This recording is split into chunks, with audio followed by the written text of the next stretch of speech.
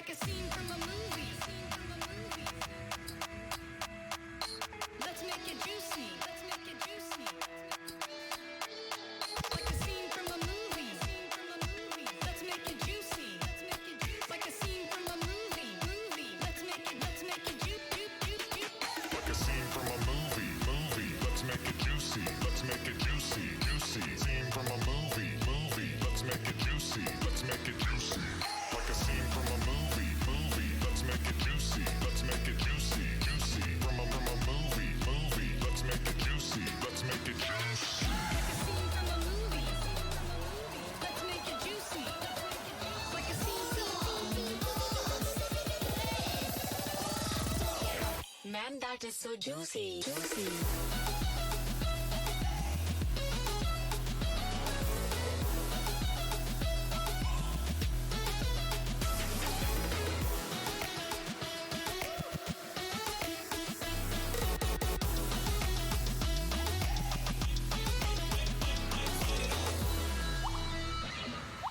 Wow, incredibly juicy.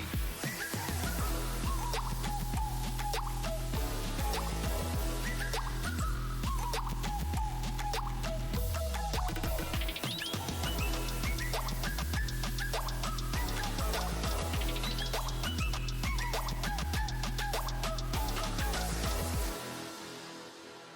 a scene from a movie. Let's make it juicy. Let's make it juicy. Scene from a movie. Let's make it juicy. Let's make it juicy. Like a scene from a movie. Let's make it juicy. Let's make it juicy. From a movie. Let's make it juicy. Let's make it juicy. Like a scene from a movie. Like a scene from a movie.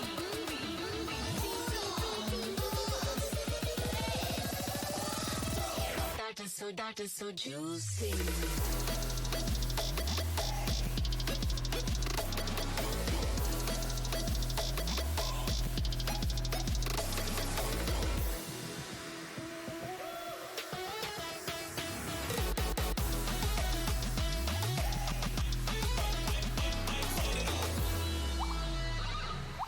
Wow, incredibly juicy.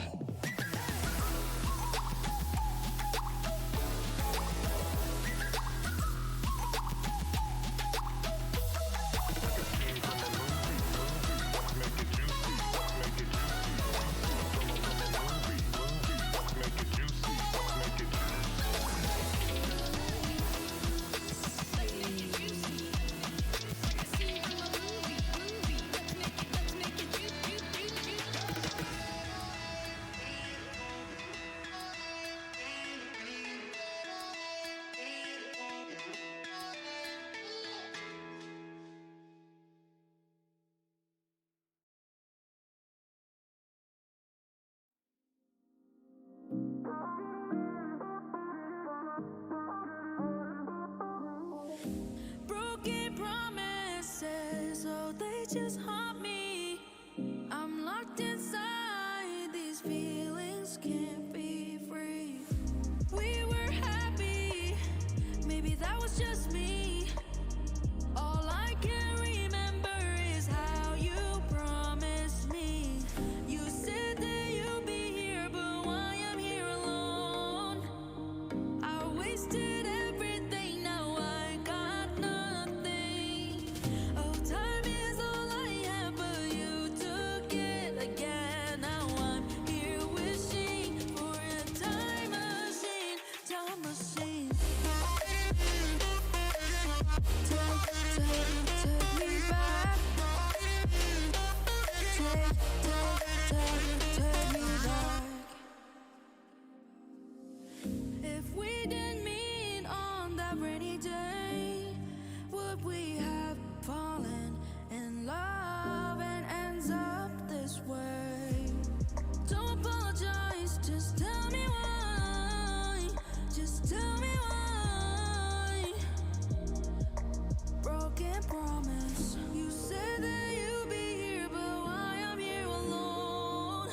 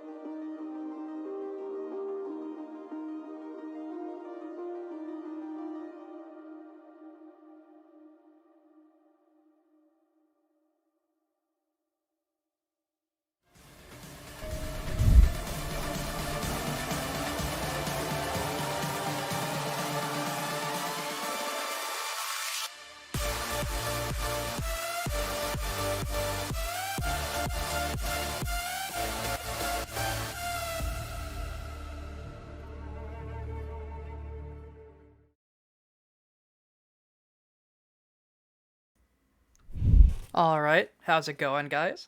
So, today we have a pretty spicy set of matches set up for us. We have the number one team right here in the Dragons looking to take home game one. But we also have the Guardians with a little bit of a new roster looking to take a big upset win over here, taking down the Dragons. So, I'm pretty excited to see both. Doki's performed incredibly well. He is their new jungler. So, I've been seeing some great things out of him, especially last week. So, I'm hoping to see the same thing happen right about now. But overall, both teams are looking very strong. A lot of performances coming out from both the mid laner and top laner of the Dragons, and I'm really excited to see how they do tonight. However, the Guardians have not been looking the greatest, but with this new substitute, they might be able to come in and take an upset. But who knows? Both teams are looking very good. Pretty sure the Dragons are looking to keep their streak going, keep their number one spot, and win this entire season. I'm hoping for big things out of them. So I'm definitely excited. But things are looking pretty interesting. We are just waiting for a couple of our casters to hop on, but overall, I'm excited for tonight's matches. Showmaker had some good showings last week. However, he was not able to close out some of those games, so I'm excited to see what happens. And the Doki diff, but what's stronger, Doki diff or Axe diff? We'll see what happens tonight. But definitely more than happy to hype up Mr. Doki. He's been playing incredibly well throughout all his games that I've streamed. I've streamed a lot of them, and he has not played poorly in any single one of them. Little unorthodox, yes, but definitely something to watch out for. And the Guardians, I have streamed their first game. They did not look amazing there, but maybe this is the change they needed to help them get out of their slump. You know, they're 0-6 at week 4. They're hoping to bring that. They're hoping to come home 2-0 this weekend, bring it to 2-6 to hopefully make playoffs. But I think the Dragons have almost guaranteed themselves a spot. I'm definitely excited to see the Axe diff. Chaotic, I've seen him play. He has amazing positioning, so I'm super excited. Temple has also shown up in every single game. I don't think he's lost a single lane yet. So they only have one loss to their name. So that just means that one team was able to find one weakness. But I think they probably sharpened their skills, and are looking ready to take home game number 1 tonight. So, hello, Gundo. How are you doing? We can do a little bit of talking before. I guess things are looking a little interesting tonight. What do you think?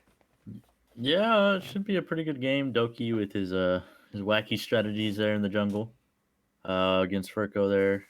Pretty good Hecarim for Furco. And then, like you were talking about earlier, the Axe diff. I'm excited to always see that player pop off in his games. He likes to play some of these more carry-oriented picks. He's usually not the supportive player. Goes for high damage carries, and he just likes to pop off, right? So I'm excited to see that. And like you're saying, Temple has not lost a lane, and he is really not. He's been a solid player there for the Dragons in that top lane, a solid rock up there, constantly winning out, constantly getting his team ahead. So you can always rely on Temple up there to stand his ground and not lose his lane. But I think, especially with the new addition of Doki, we are looking for a very, very good macro game coming out of the Guardians tonight. He has been able to claim almost every objective in every game he's played, and I mean, the Dragons are looking to claim their first loss, or looking to give Doki his first loss tonight, and I wonder if they will be able to do it, or if he will prevail. So it's looking like it's 5 against 1 over here for game 1, and just waiting a little bit longer to see if we can stall for our other caster. Yeah, it's definitely like one of those must-win situations for the Guardians, right? Like you're down 0-6, you're not doing good at all in the standings, so Yeah. you gotta just start getting some of these wins on the table. And for the Dragons, you're the top team right now. You get another loss, you're not really caring too much. Exactly. So you're definitely going to be seeing them play a little bit more loose, while the Guardians, they have a lot more pressure on their back to make things happen. They are 0-6. It is still possible for them to make playoffs if they do make a miracle run. However, the odds are stacking up against them as they do accumulate these losses tonight. Or these losses over the past few weeks, and hopefully not tonight. I would love to see a competitive match tonight, and I think the Guardians do have it in them. They just haven't been able to put it together just yet. And maybe tonight is the night, so we shall see.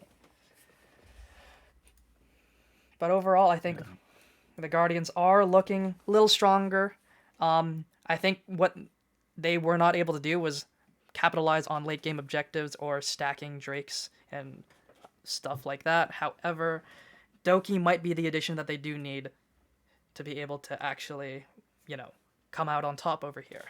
So we might have we might be able to pull up someone else so we can get into draft really quickly. So we should be getting ready for draft in just a second. Yeah, previously, just the Guardians' overall game style was just very slow. They didn't really have a whole lot of objective control. They didn't really know where to go on the map as a team. So they really need to start putting in some of that work and start, focusing more on the objective game because, it doesn't matter how well you play at the later stages of the game. If you're outnumbered in Drakes and any other objective, you're just going to lose out. So welcome, Mr. Ravensman. How are you doing tonight? Again, kind of last second. Kind of last second. It's all right. It's all good. It's all good. Yeah. I'm doing good. Doing good? Perfect. So we do have an exciting match for you two to cast, so we shall head out right over into the draft and get this game going. Let's get this started, guys. Let's have a good one. Thank you. Just gotta grab the draft link real fast, and I will. All right, so Vayne and Silas already taken off the table for these two teams. Don't want to see those hyper carries come out just yet. Vayne, pretty strong right now with Kraken Slayer and PTA. You can just dish out so much damage with that, those two, that combo right there. Nunu and Pantheon also taken away. Doki, Scion. Nobody wants to see that teleport Scion this week, so definitely getting taken off the table as well.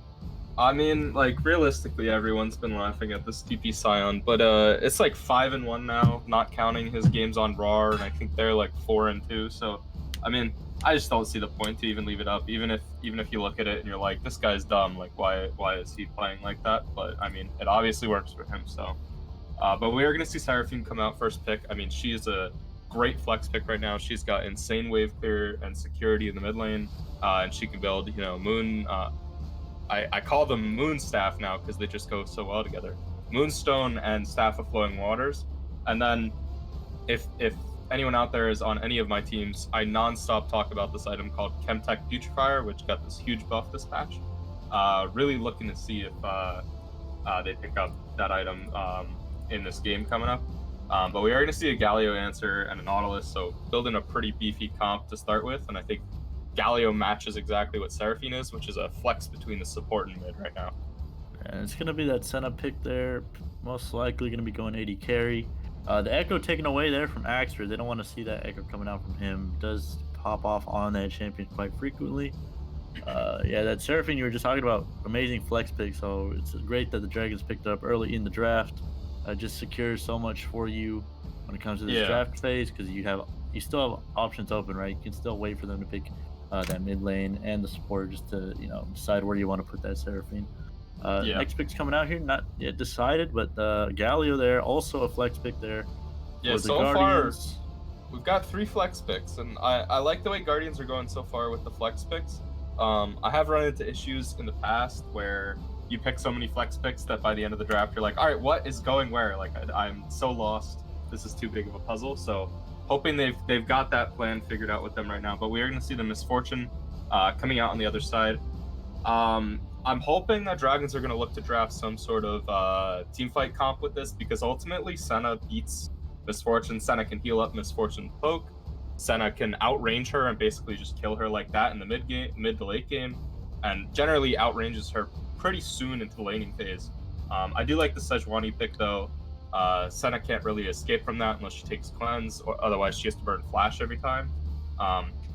So if this is what they're going for, Seraphine Misfortune is definitely a strong bot lane. I think if this is a Senna Galio bot lane, I think they should be okay to survive it at least. But Dragons are definitely building a sort of wombo combo team fight, and it looks like Guardians are actually going to match it if we see this Amumu locked in. Gonna have to wait and see if that is a for sure thing. But you're mainly looking from both sides, just layer as much crap as you can on into there and see what happens. It is that Amumu locked in, so you got that Curse of the Sad Mummy.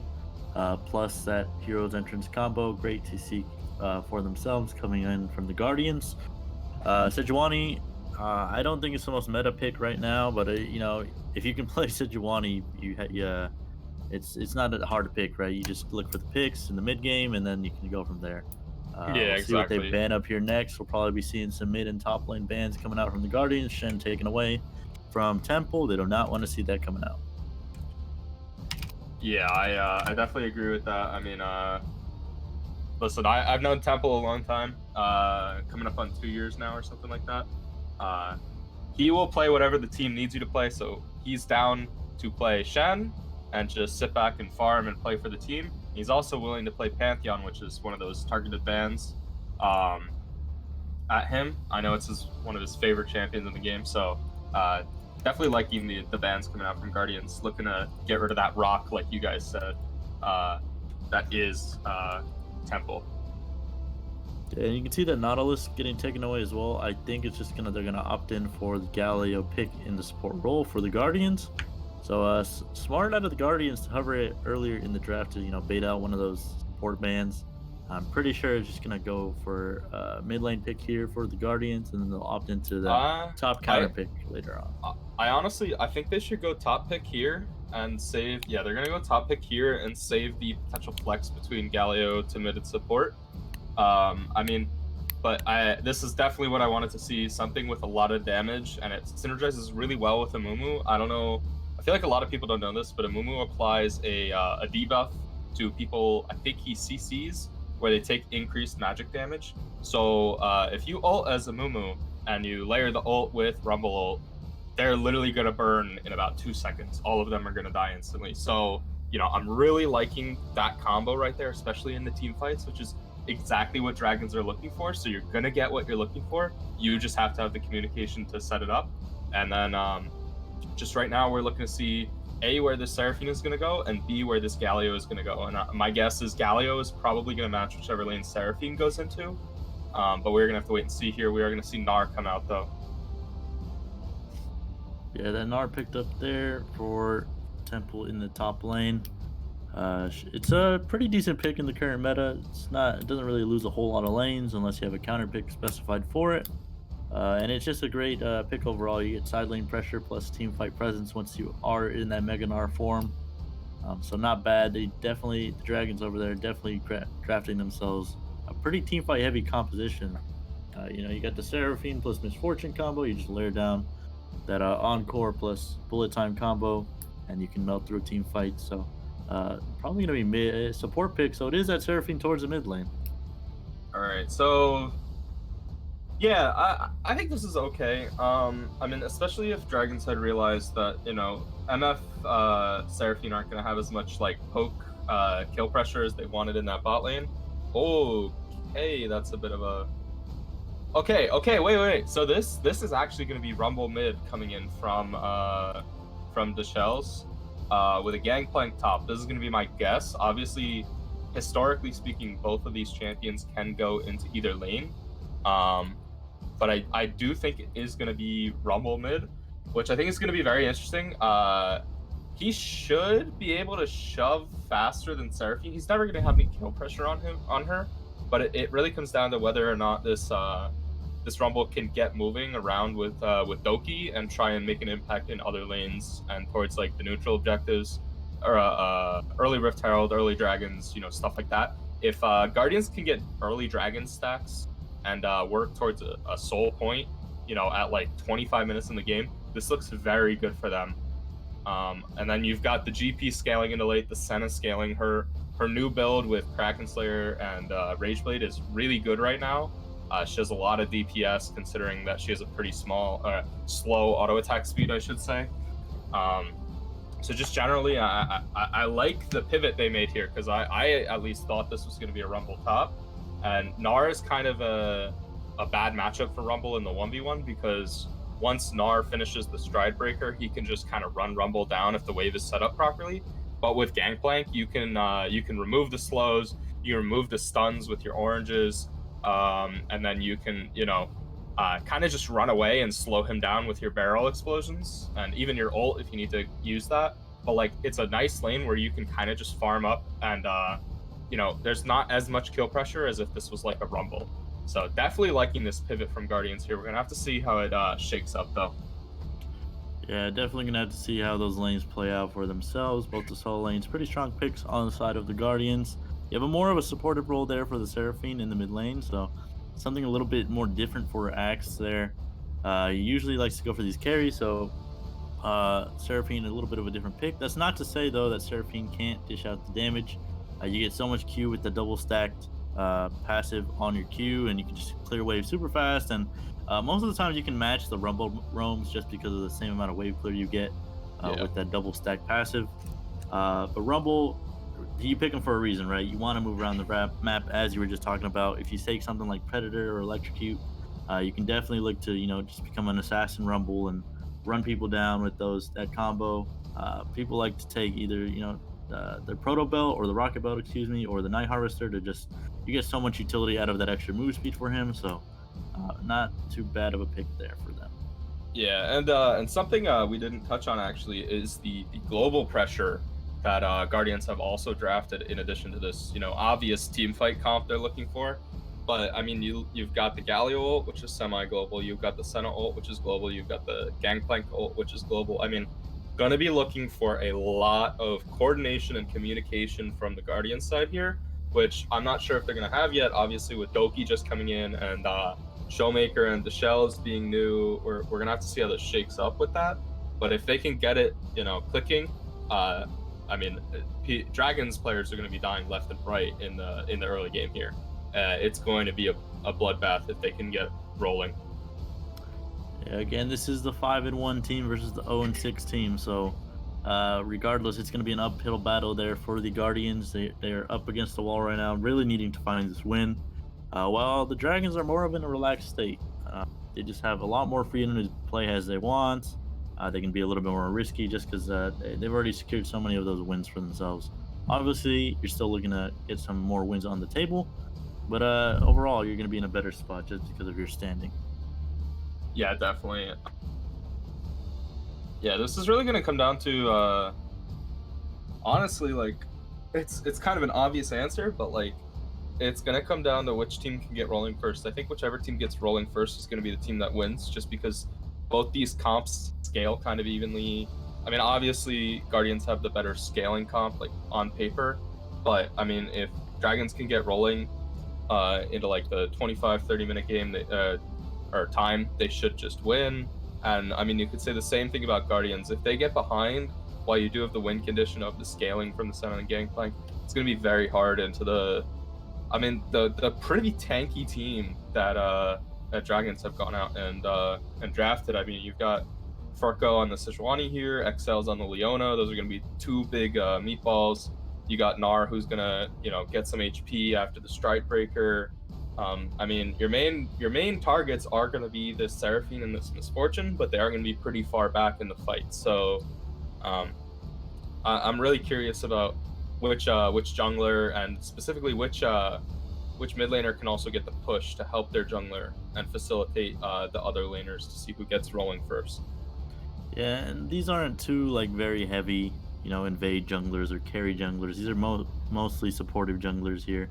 Two very tanky, engaged junglers here, Mumu and the Sejuani. So they're really going to be looking to just find engages for their team, and then everybody else is just going to have to layer on top of their CC. You do have great follow-up on both sides with the Leona and the Galio. You get the Hero's Entrance versus that Solar Flare there from the Leona. You can just do a whole lot with the MF as well. You just have so much combo potential here on the side of the Dragons. A lot of team fight potential there. So I'm interested to see if they're going to be able to play that out and if the execution is going to be there, right? They have been together the entire split so far. While Guardians, this newly formed squad, as we were just talking about, are they going to have the execution to pull the global stuff we were talking about earlier off? And are they going to be able to, trust each other here? Because Doki, new jungler in here for the Guardians, and just overall new members around the board. So really going to need to step it up here in their play if they want to find this win here. Yeah, I definitely agree. It's kind of funny because both these comps, like if you take a look at every single champion they've drafted, it's like the same exact team comp just with different champions. Like you've got the AoE jungler, the tanky jungler, you've got the AoE magic damage mid, you've got the AoE AD top laner. You know, both pretty long range, decent to long range ADCs that are going to be pretty strong in the mid game, and you got these two big meatballs with a lot of CC from the support position. It's actually kind of funny that both teams went for pretty much the same style comp. All right, we're loading right up into the game, so we'll head on to break, and once we're inside, we'll come back to everybody out there.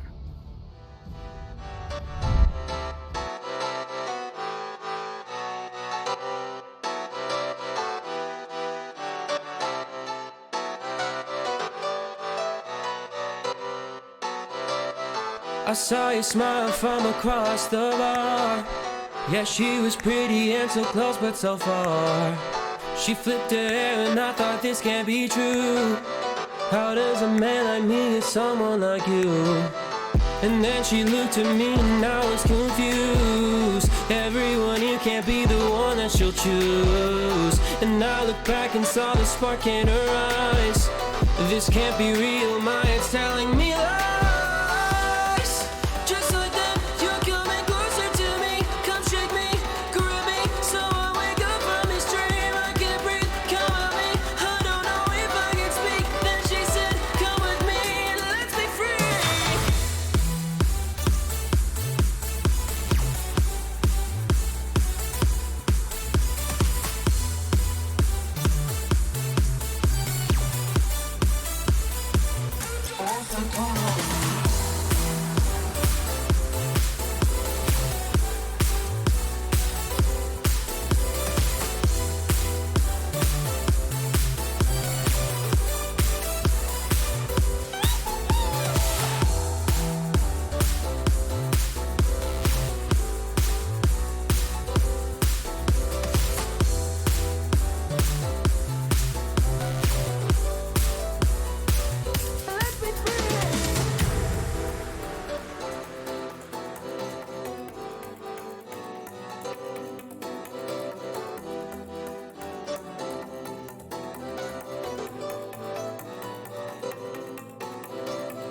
The night is young and I think this could go far.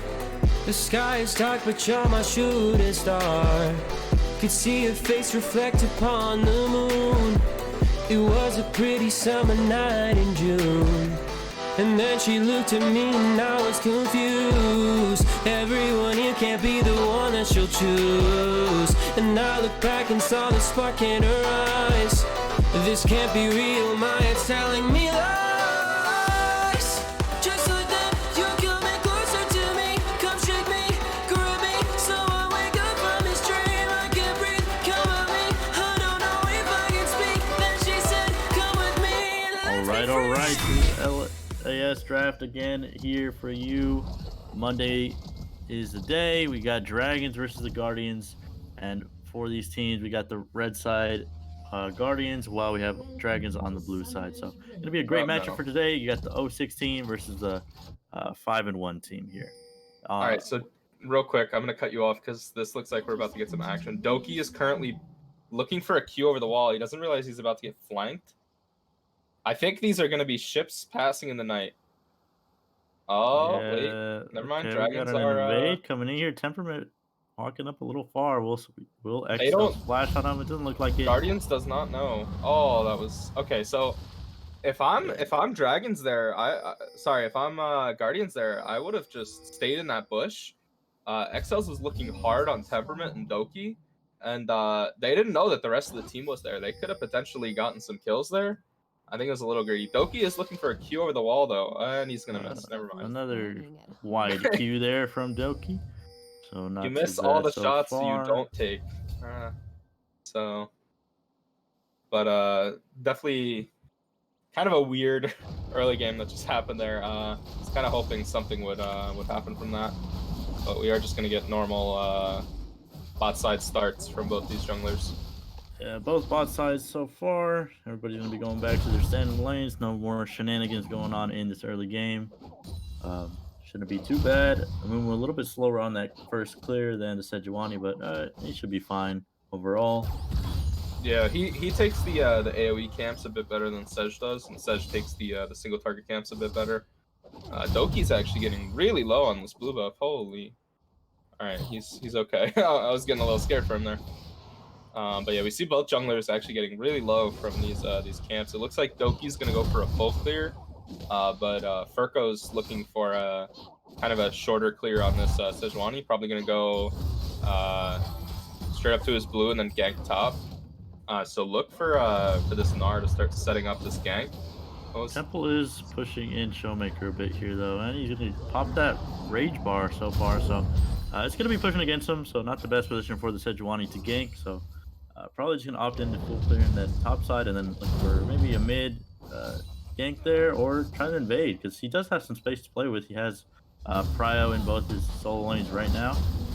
Shouldn't be too bad of a situation for Furco there in the jungle. Yeah, it looks like he's actually looking to force something top lane for some reason. I mean, there's just nothing there right now. This wave is not in the right spot for this. It's kind of just a waste of his time, especially when his Gromp is up. Doki's going to be able to clear his red. And, I mean, Furco is just... He's wasted about 20 seconds already just waiting in this tribe sitting in this bush. Now he's going to try and force Showmaker. He hasn't flashed just yet. Has not used it. There he goes. Furco under the tower. Is he going to be able to get away? He does. Uses the flash to get away. First blood there for Temple in the top lane. XL's now going in the bot lane down here. Temperament taking quite a bit of damage from that combo of JS Chaotic. So he gets away overall. Takes a bit of a bad trade, but overall, first blood there for the Dragons. Yeah, I really liked Furco's patience there. He held his Q to wait for Showmaker to flash so that he could secure the kill on under tower and then flash out. Definitely a good, you know, like I said, good patience coming out from there. We're going to see Doki take the top scuttle. Furco should run straight to this bot scuttle. He has Prio in the bot lane. Excels is actually already on his way up. And in response, actually, Doki is looking like he wants to invade into the jungle. Maybe not. Okay, never mind. I'm not really sure what he's doing right now. He's probably just gonna pinging up there to go up to his Krugs, just finish those up. XL's good guy, pinging it off, covering for his jungler to get that skill to grab on the bot side. Not gonna lose too much. Flash for flash there. Furco did use his to get the kill on Showmaker, but overall it's gonna be a pretty nice position there for Temple in that top lane. Picks up that first blood, already has pressure in the lane, and Showmaker having to use his TP very early on in the lane. Yeah, and I mean, like, it's a gangplank, so this isn't the end of the world. He did not back at the right time here, though. He tried to set up, like, almost a cheater recall, which is where you shove in your wave and you basically don't lose any minions from it. But Gayfinder Temple here on the Gnar is actually just going to be able to freeze this if he wishes and just chill here. I mean, he's got 4 minions stacked up. He should not hit these anymore. Yeah, it doesn't look like he is, so he's just got a frozen wave here. And, you know, Gangplank has no flash. This is just... he is dead anytime Sejuani looks top right now. There's nothing that Showmaker can do other than call Doki up to the top lane. But Furco's actually going to start this jungle... sorry, not jungle. This dragon up. And they're going to be looking to stack these early dragons. Temple just looking for a pretty decent trade there on Showmaker. That getting some passive doing some work there. Axford here, they're looking for a kill onto the shells. It's not going to mean so much just yet. Just some early damage getting out there from the Seraphine. And Dragons pick up the first Ocean Drake. And it is theirs. It's going to be the first one on the board for the Dragons. Overall, not looking like a too bad of a game state here for the Guardians. They've managed to find small objectives here and there, but small little wins here and there. They do pick up that Scuttle Crab on the top side, and everybody's just been farming well so far, so not too bad for them.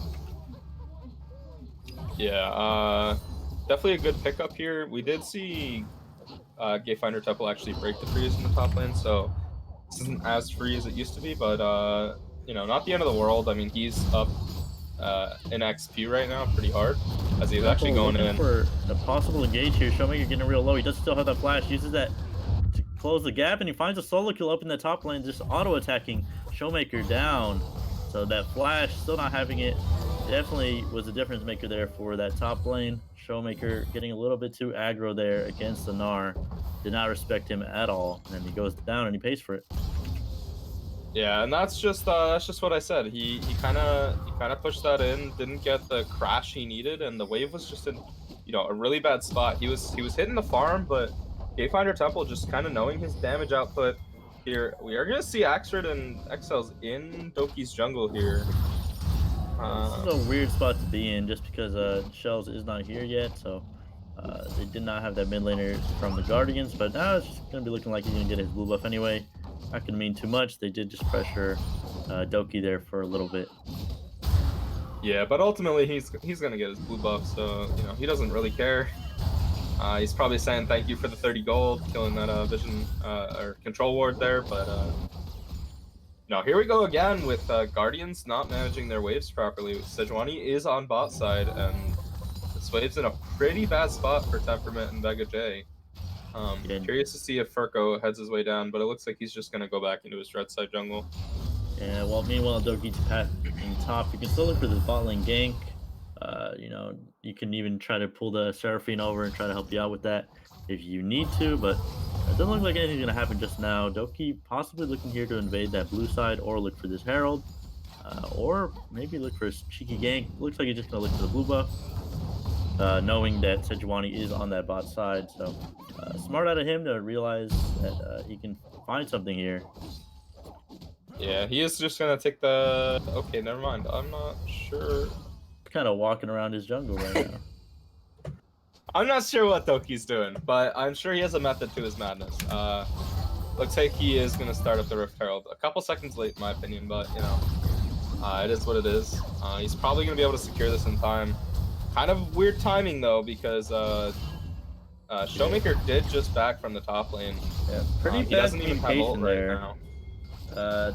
Showmaker on a complete back and reset while Doki's starting up the dragon here. So Furco's gonna be able to fight him here on this Rift Herald. He's getting real low, uses that Rumble ultimate. The Shells is looking for some extra damage, but Furco's getting real low. The Shells picks up that kill onto him. So the first move from the mid lane was what made the difference there. Doki able to find the Herald as well. Temple now getting burned down by the Shells.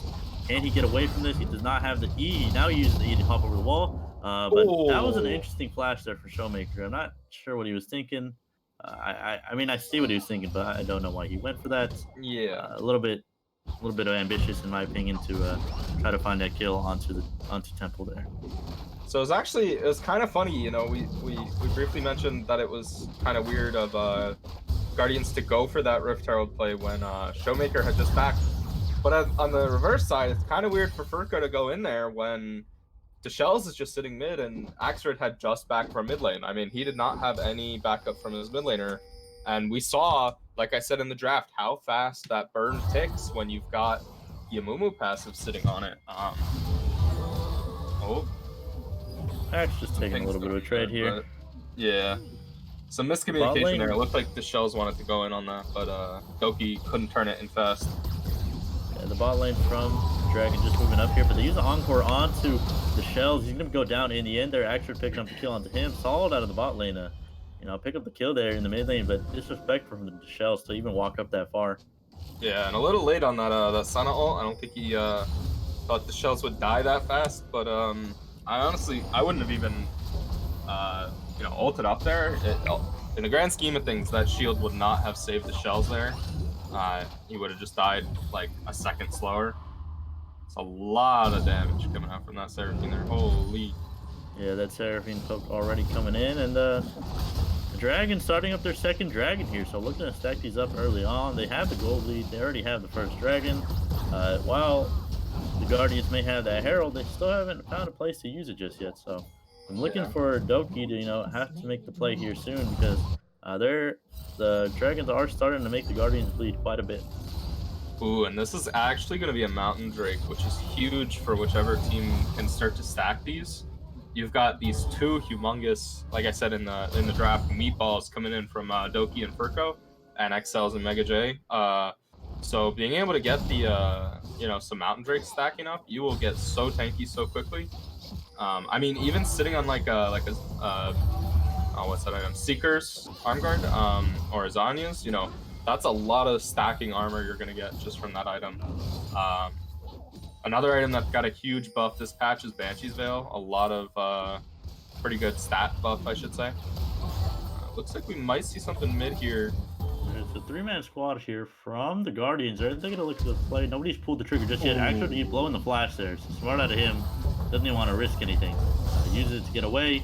Doki not able to find the Q there. A bandage shot not landing onto anybody. And overall, just going to be, a trade for nothing. Nobody's going to go down. Nobody's going to take any hits. You only get that flash there from the Seraphine in the mid lane. Going to be a little bit more susceptible to anything. But now they're looking for a 4-man play here onto the bot lane. Temperament barely able to get away there. Having to blow his flash as well as XL, so not too bad right there. Yeah, and this is something I forgot to mention when we got into the game, but both ADCs not taking cleanse this game I think is a little greedy. And if that Leona hit there, that was the end of the road for Temperament. He's not gonna be able to do anything with that. We're silently or quietly seeing this humongous CS gap coming in from this bot lane. I mean, JS Chaotic is up 50 CS right now. Use that Encore on the mid lane. Doki used the bandage toss onto Actor. Now he's going to go down. Use that Cannon Barrage to go down. On top of that, the Shell's getting real low. Goes down as well. Seraphine picking up the return kill. That's a 1-for-1 in the mid lane. Solid out of the Dragons to pull the trigger there, but Doki and Deshel's a little bit too greedy there in their positioning under the tower. Yeah, I think that was a really nice encore by Axford, but he didn't respect how much damage could come out as soon as they locked him up. So, it was good. Funnily enough, it was good and bad from both sides at the same time.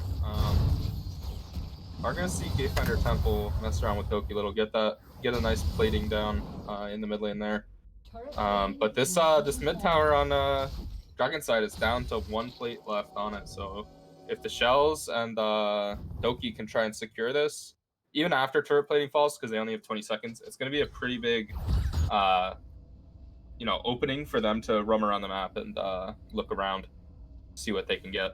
Yeah, you're losing this bot lane on the side of the Guardians so hard right now. It might just be even better just to move them towards the mid lane, try to get that plate before the plating does come down, so you can get that first tower as well.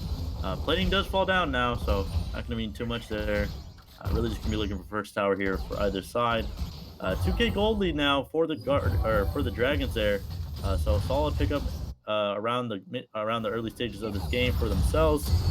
2-0 on that Gnar on the top lane, as well as 2-1-0 on Axford in that mid lane. So this side of the Dragons playing pretty well so far. Yeah, and just for anybody curious out there, I'll try to keep remembering throughout the game, but Temperament currently is sitting on 16 souls on center right now, which isn't terrible, especially since he's had a pretty snooze fest of a lane. I mean, he is not farming the greatest, to be blunt, but grand scheme of things, 16 is not terrible. See pings here by Axford to try and collapse on Doki, but nobody from his team is really around to try and help him out. I like that idea there from Axford. You see the jungler caught out, you can look for the Herald on the top side if you do get him, but nobody on his team really ready to respond to that. So I'm interested to see who's going to make the first move up here to the second Rift Herald. You can play a lot more safe around it just because it is that second one. It means a little bit less. Just because you already broke most of the turret plating and stuff like that. So not going to mean the most, but Dragon as well here spawning in 40 seconds. Yeah, and we actually see both the bot and the top laners backing at the same time, trying to get set up for this Dragon. Gatefinder Temple currently has no TP right now, so him backing here to get a buy, and he can just run over is a pretty good call. He's gonna go Divine Sunderer, which I think is a Divine Blunderer this game. I think having Stridebreaker would be a much better option in this game, especially when your main target is gonna be Showmaker, is gonna be Temperament, and after that, Divine Sunderer. It'll be good against Doki, it'll be good against Mega J, sort of. He's not going to stack too much HP. And I mean, Gnar's not going to stack the most HP in the world either. I think Doki just playing very far up here. Waiting for the rest of his team. Here comes the hero's entrance. They use the person with sad money. There's a lot of engaged onto the backside of the Guardians, but now it's not going to mean so much. The Shells picks up the first kill onto XL. Perko on the backside trying to kill Doki. He goes down. The Shells goes down as well, but Temple is in the middle of 4 people trying to get some damage down. Meanwhile, Temperament and Shellmaker are not fighting so much. They get the double root down. Double kill now for Axford in the mid lane. Shellmaker finding that extra stun. Triple kill now for Axford. solid out of him. Plays that team fight almost perfectly on that Yeah, Seraphine. and that was very good and then very bad from Guardians there. Actually, it's trying to look for a quadra kill, but it's just gonna realize that's probably not a possibility. But yeah, it looked really good for a second there for Guardian. We're gonna see real quick before I say that. Doki just teleported to the pink ward in the top lane, and he's gonna try and grab this Rift Herald before Dragons get up here. But it looks like they're on their way. Yeah, they're already pinging up towards that, so I don't think this is gonna happen. Doki maybe a little bit too ahead of the play, and now having to, use that to get away. Yeah, a little bit of an interesting play there. But I mean, he took the TP. It was time for him to use it. So yeah, that was the first time he'd used it this game. We're gonna see the pinks come out. Doki's trying to burn this down as fast as he can. He's not gonna be able to get it. It's just gonna be free for Dragons. They're kind of just saying at this point, thank you for the leash. You leash it away. Doki looking for the smite, does not find it just yet. A little bit too far up as well. Gets stunned up now by the Sejuani. He's just gonna be going down as well. Doki, you were too far up and too ahead of the play there, my friend. So goes down in the end there. Use that TP for nothing, and the Dragons are not going to be looking to push this here with 3 Dragons and a Herald. Yeah, definitely just kind of, I don't know.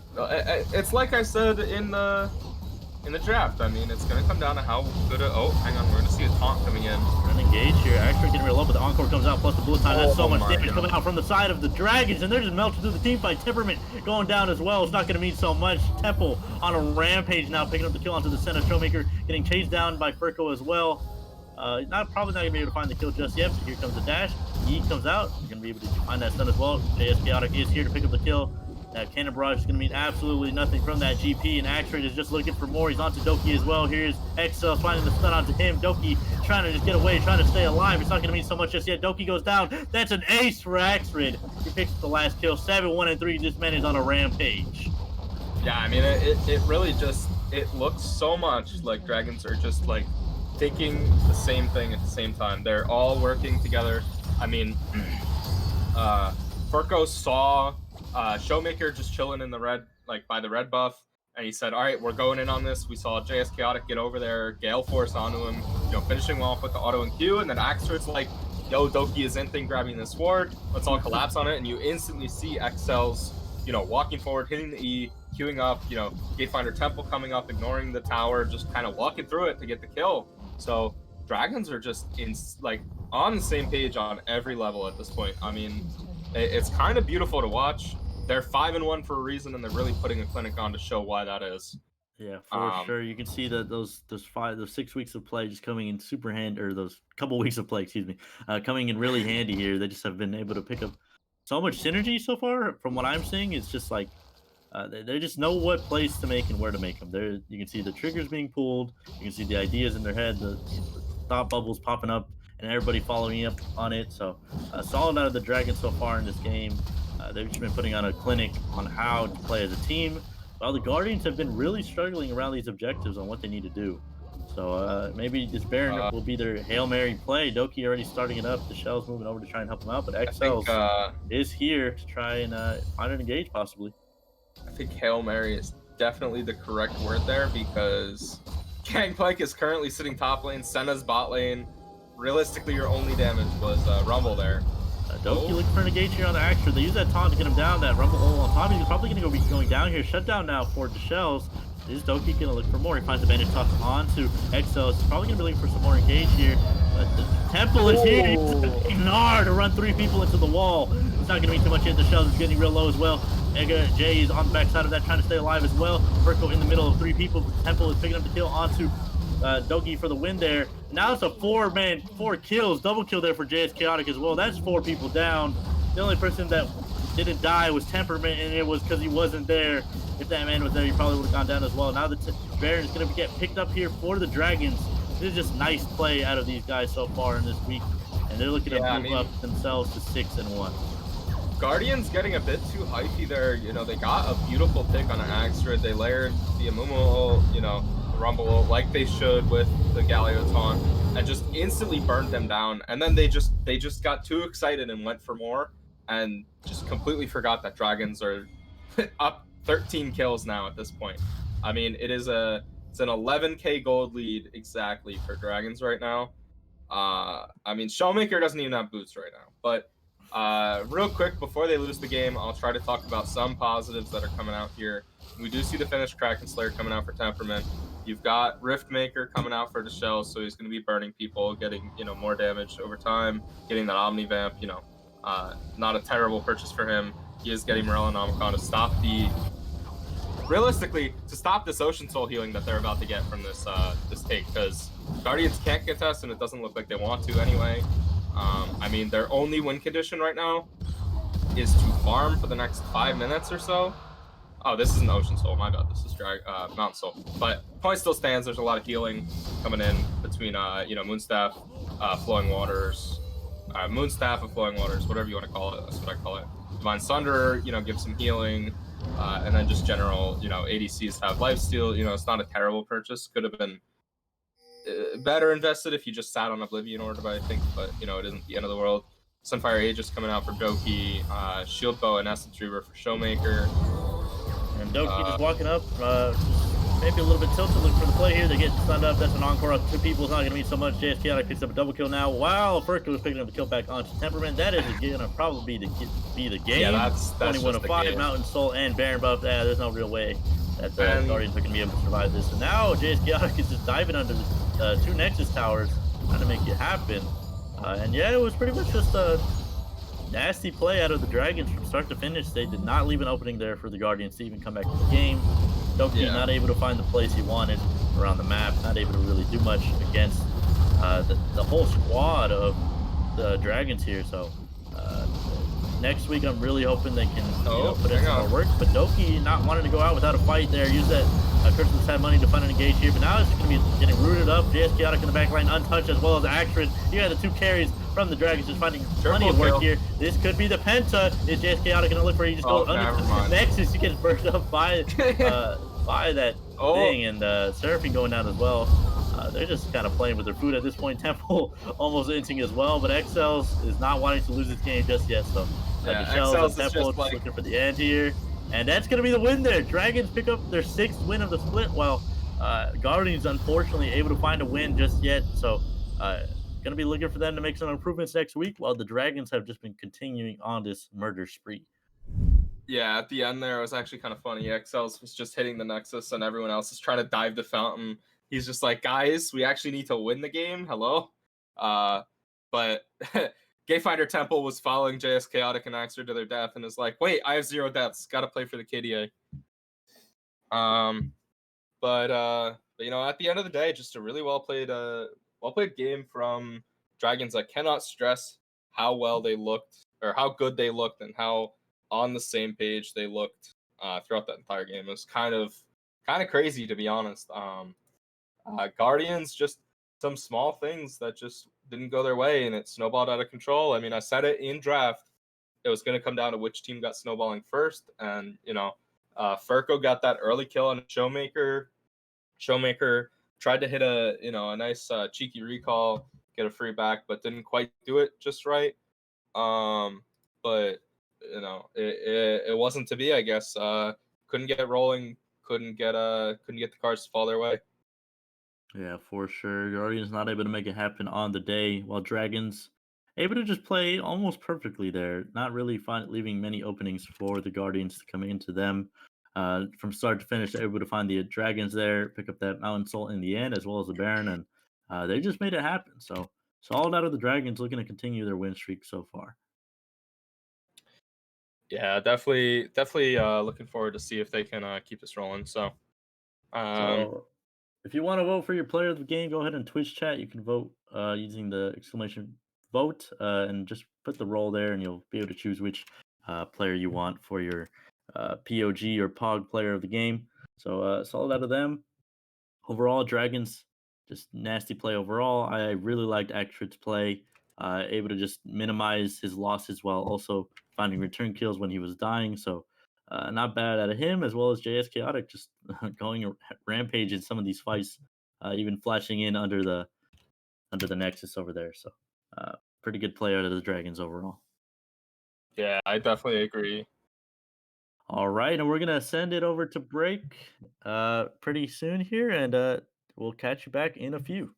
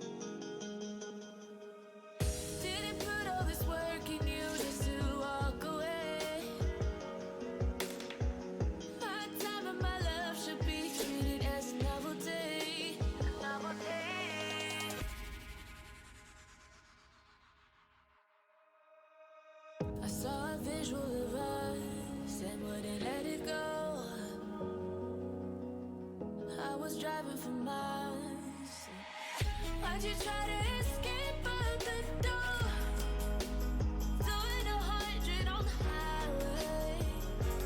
You're like an animal, don't know your consequences. No, never let it get old. I keep it original, bend over backwards. Why don't you see I'm a novelty? I'm a novelty. One of a kind, you let me get away. Slip through the cracks 'cause you took me for granted. Curiosity, how could you not see I'm a novelty who just wants to get chosen? I saw us laying in clouds, yeah, it was heaven. But my fantasies tend to get a little wild for you, dear. They keep saying hurt people. I'm just trying to bring you serenity. Never let it get old. I keep it original, bend over backwards. Why don't you see I'm a novelty? I'm a novelty. One of a kind, you let me get away. Slip through the cracks 'cause you took me for granted. Took me. Curiosity, how could you not see I'm a novelty who just wants to get chosen? Didn't put all this work in you just to walk away. My time and my love should be treated as a novelty. A novelty.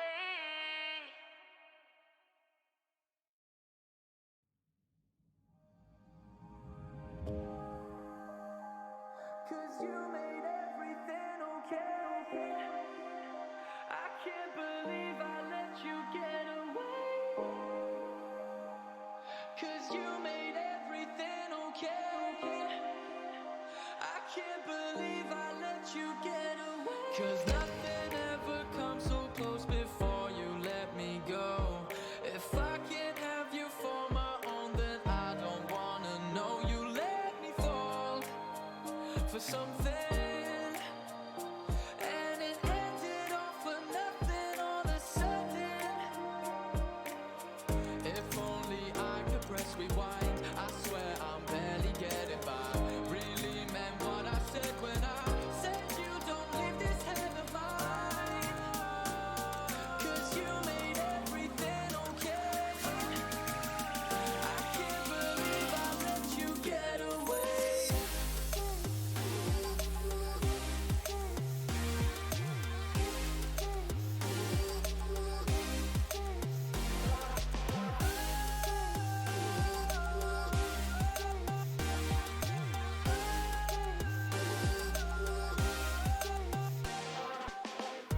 I hate walking in my shoes. It was all a lie I fell for. All right, everyone. So, from game number 1 of tonight, JS Chaotic was your player of the game, and I think he played really well. Overall, his lane was played incredibly well. He maintained a huge CS lead throughout the majority of the game, and I think he was part of where the gold lead came from. And he did only die once, which means he had immaculate positioning, considering he was playing into a lot of CC and a lot of things that are able to keep him down and keep him in place. So overall, JS Chaotic did do a lot and did help the team win in the end. But apparently we are ready to get into draft, so we shall do that for game number 2. Let's get this rolling. Right. So we've got some dummies over here on Sharks. They started the draft, but it's okay. It's okay. We forgive them. All right, so we are gonna see probably the Samira ban coming out first. Yeah, Samira ban coming out first. Interested to see how these two teams match up. Nocturnals did win their game earlier. So I can't remember what the standings would be. Segundo, do you remember by chance? Okay.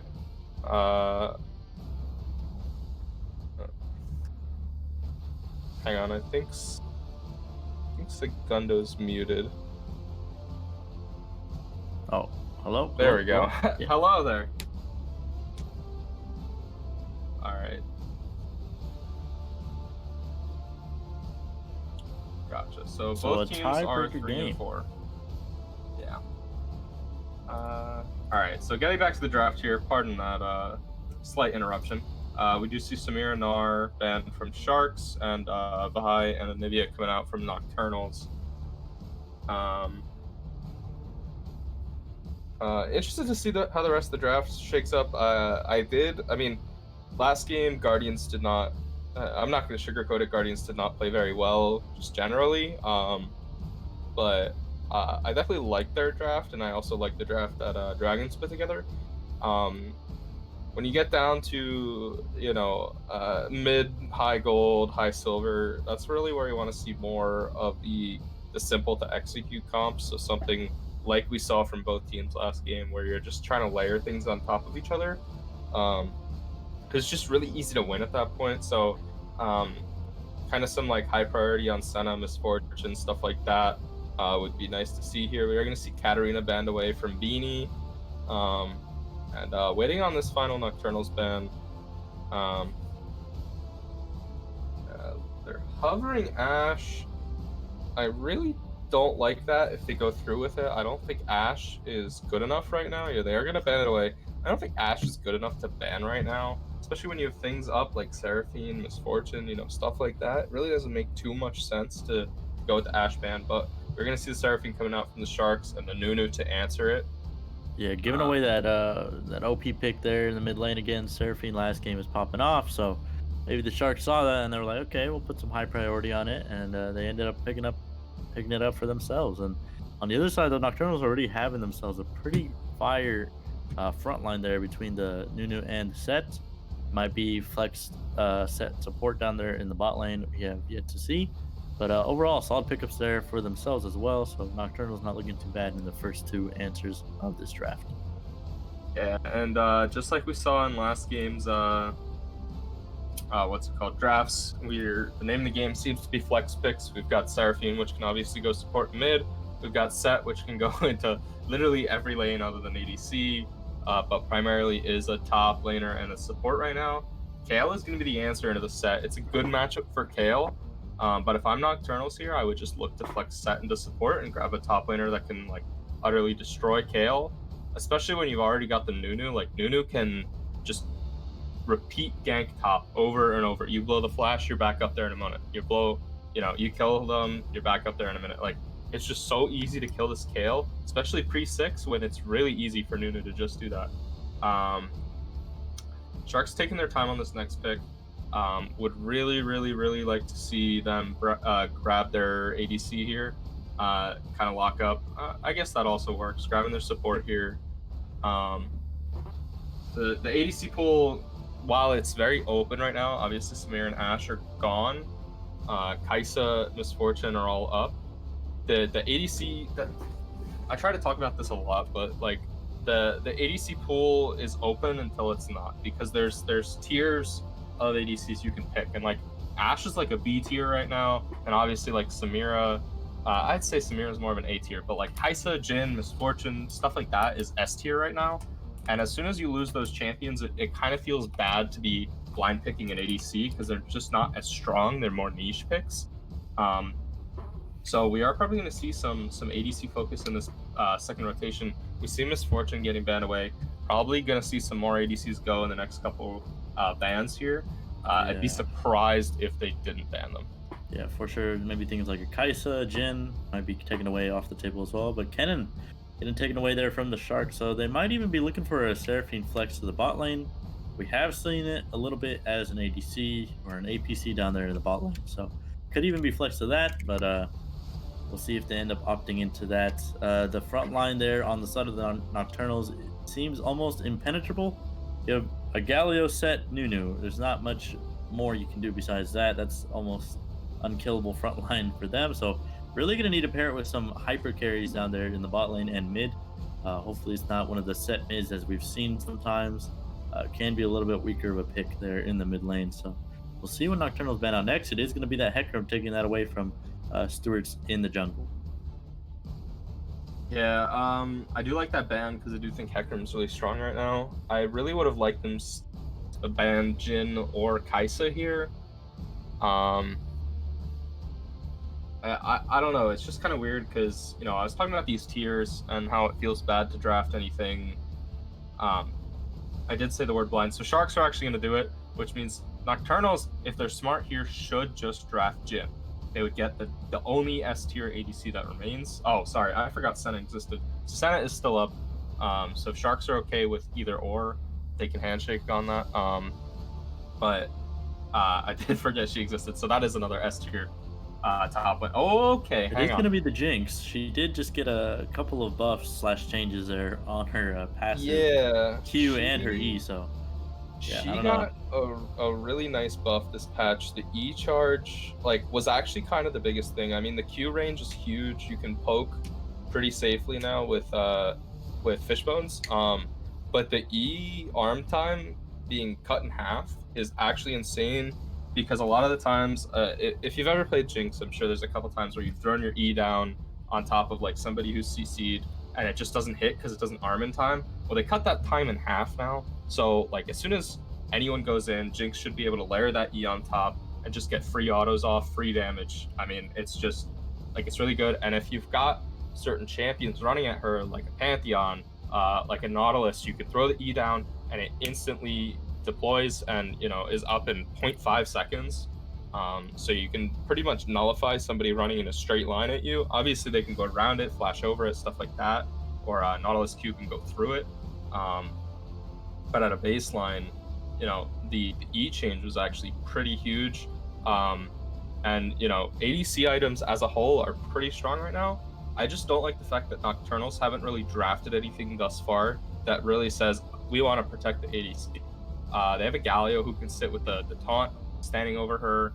But other than that, you've just got a lot of dive and meatball. And while that's good because Jinx, gives a lot of AoE, she's not going to be able to stay alive as long, especially when you've got things that just came out from Sharks like Pantheon, like Lucian. I mean, Kayle is going to be able to scale evenly with Jinx. So, I mean, they're going to be able to kill her pretty quickly. Sharks have a lot more damage than Nocturnals right now. Nocturnals is literally just keep Jinx alive, and I do like the Diana pick, but again, Jinx is just kind of left alone in the back line. Yeah, I mean, an interesting pick. You were talking about, just so much dive, and then you got a Jinx. And then you just got sitting in the back. And then you just got Jinx in the back, and while on paper it sounds good, oh yeah, Jinx is just gonna sit in the back and farm while we're all in the middle, and they'll focus on us. But if they have half a brain, they'll remember that Jinx does about 90% of the damage on this team, while Diana does a lot of damage. It's a lot of burst. It all happens right instantly. So as opposed to Jinx, which is going to be putting out some pretty insane AoE damage. So I mean, Pantheon should be looking to flash W or just W on a Jinx. Nautilus should be looking to ult her every fight, and then Kayle's in charge of herself. Ult herself, keep herself alive, because once you get into the mid game, the late game, where Jinx is really going to be looking to pop off, it's also Kayle's time to pop off. Ultimately, I gotta say, I'm giving it to Sharks so far with this draft. It looks a little better in my opinion. I don't know. I mean, I would have liked Senna a little better, or Jin here from Nocturnals. I think it would have facilitated their team comp that they were looking for a little bit better.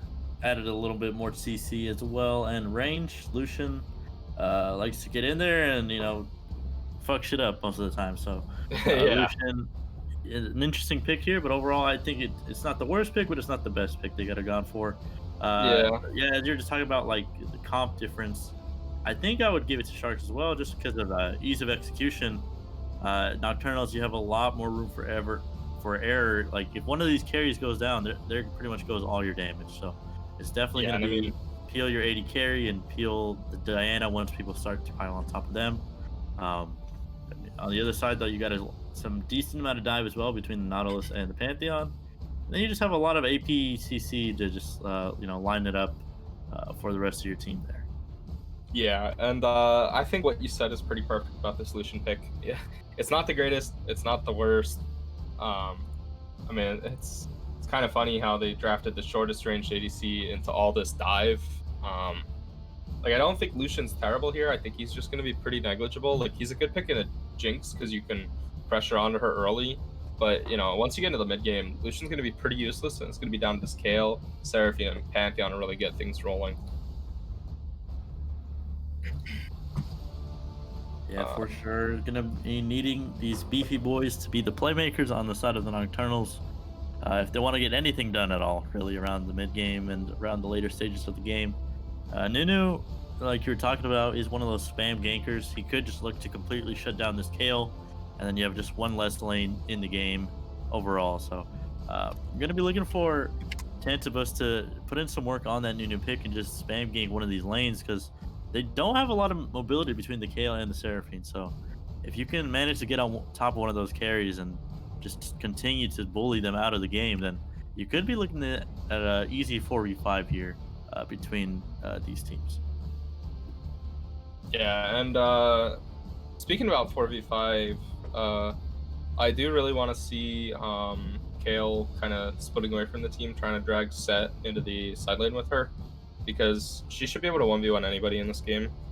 So being able to keep Set away from this big team fight that I almost said Guardians, that Nocturnals are looking for would be a good sign. I mean, even bringing Diana over, Kale should be able to win that as well. So gonna have to wait and see how this plays out, but it's really down to I mean, I briefly talked and said, I mean, like you just touched on as well, Nunu is a perma ganker, but also a perma ganker. I mean, it's kind of funny how I said this last game and it kind of applies again. They've drafted the same team comp on both sides. They've got mainly auto attack top laner, you've got a perma ganking jungler, you've got a mage mid with a lot of AoE, and you got some more auto attackers coming in from the Lucian and the Jinx, and then a big meatball with a lot of CC coming in from Galio and Nautilus. It's very reminiscent of what we saw in Dragons versus Guardians last game. So we are gonna have to wait and see. The scaling top laner did lose last game, so we're gonna have to see if Package Ramen can make it work out on this Kale and get rolling like he did last week on Gnar. Yeah, Orenji is that Package Ramen. Playing on an alt right now, so hopefully he can put in some work on that. Kale is known for being able to put in tons of work up in that top lane, so hopefully he can do it again on this Kale pick. It is a little bit harder of an execution just because you have to be able to safely scale up into the later stages of the game, but it shouldn't be too bad of a problem for him unless he does get hyper camped up there in that top lane. So yeah, overall, just going through these drafts, who do you give it to here in the draft phase so far? I think I give it to Sharks in the draft phase. Obviously, like I said, it's going to come down to how these junglers can interact with their lanes. But I do give it to Sharks. I think they just have more win conditions. Whereas it feels like Nocturnals are mainly focusing on Meliodas to get rolling on this Jinx. I mean, Beanie could always pop off. Like I'm not saying like Diana can't carry this game, because it's very possible she can. But I think the odds of Kale and Lucian carrying the game slightly outweighs the odds of Diana and Jinx carrying the game, just because of the way the comps are set out. There's a lot of point and click CC coming in from both this Pantheon and the Nautilus, with the point and click stun and the point and click knockup from Nautilus ult to be able to hit both of them, or even just focus one down. There's a lot of pick potential from both of them with the same abilities and the Nautilus Q. And then, of course, we saw it in the last game. These Seraphine ults can literally change a fight. Even if I mean, we saw Xrid get caught out, but he was just so fed, and his team was so fed that they just won, the fight after he was dead. So, I really want to see Chai T doing kind of what Xrid did last game, which is getting that priority and trying to help out his jungler. Because ultimately Chai T should have the push into Diana. Diana's not gonna be able to clear as fast. She's gotta, walk into melee range to get those AoE auto attacks out of the minions. And Chai T is gonna be able to pretty much one-shot the waves once she gets to like level 7, level 8. Should be pretty easy for Seraphine to kill those waves.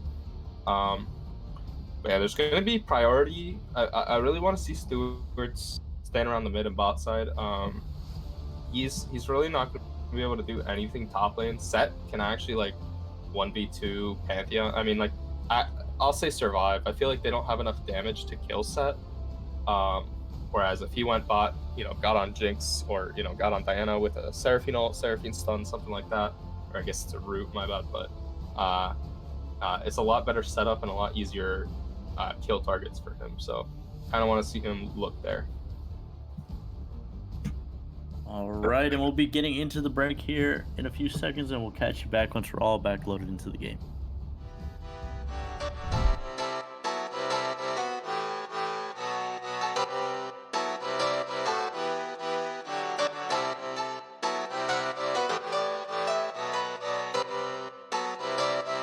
I saw you smile from across the bar. Yeah, she was pretty and so close but so far. She flipped her hair and I thought this can't be true. How does a man like me get someone like you? And then she looked at me and I was confused. Everyone here can't be the one that she'll choose. And I looked back and saw the spark in her eyes. This can't be real, my head's telling me lies. Just like that, you're coming closer to me. Come shake me, grab me, so I wake up from this dream. I can't breathe, come at me. I don't know if I can speak. Then she said, come with me and let's be free.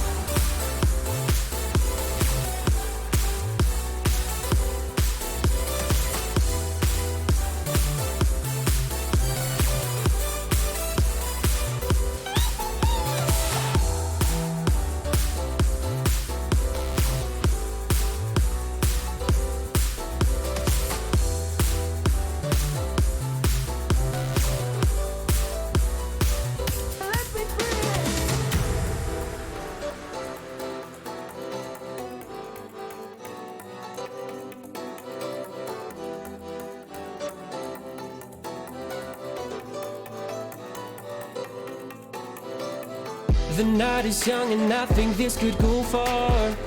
The sky is dark, but For you're the my last game of the day, we shooting got star. up here the Sharks versus the Nocturnals.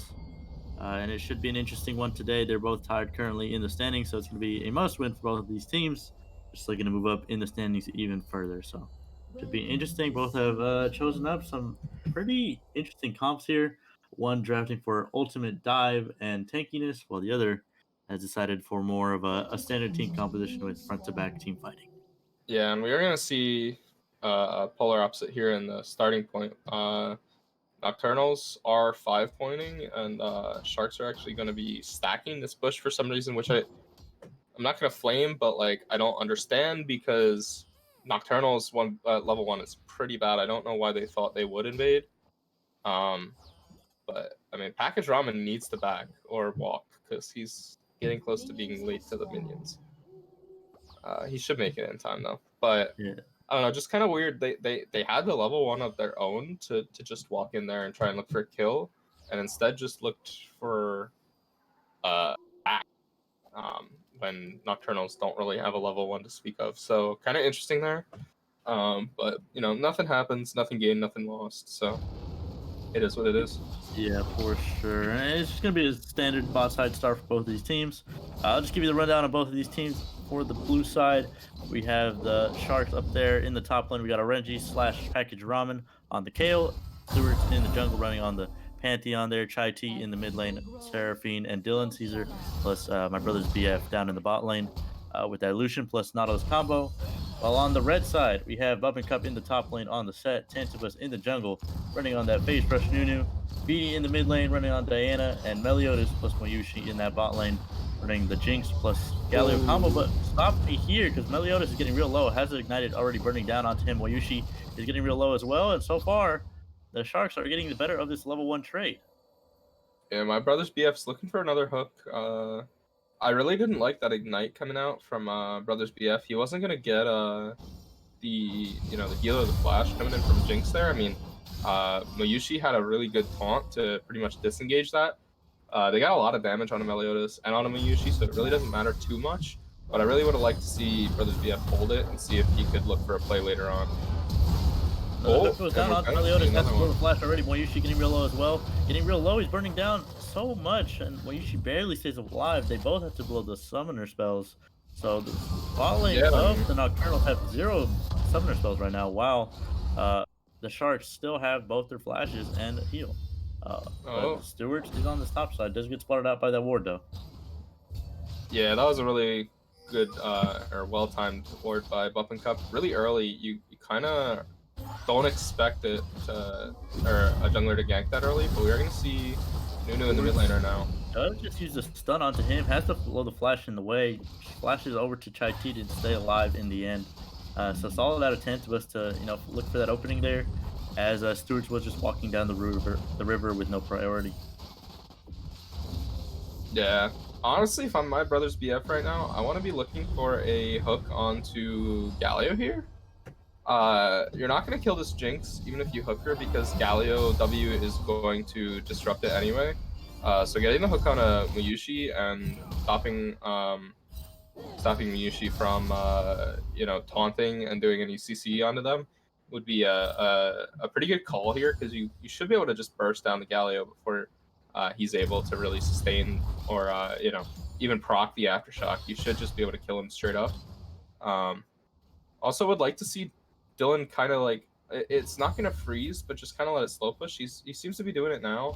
It's a little too late, but keeping this wave in the middle here denies farm for Meliodas.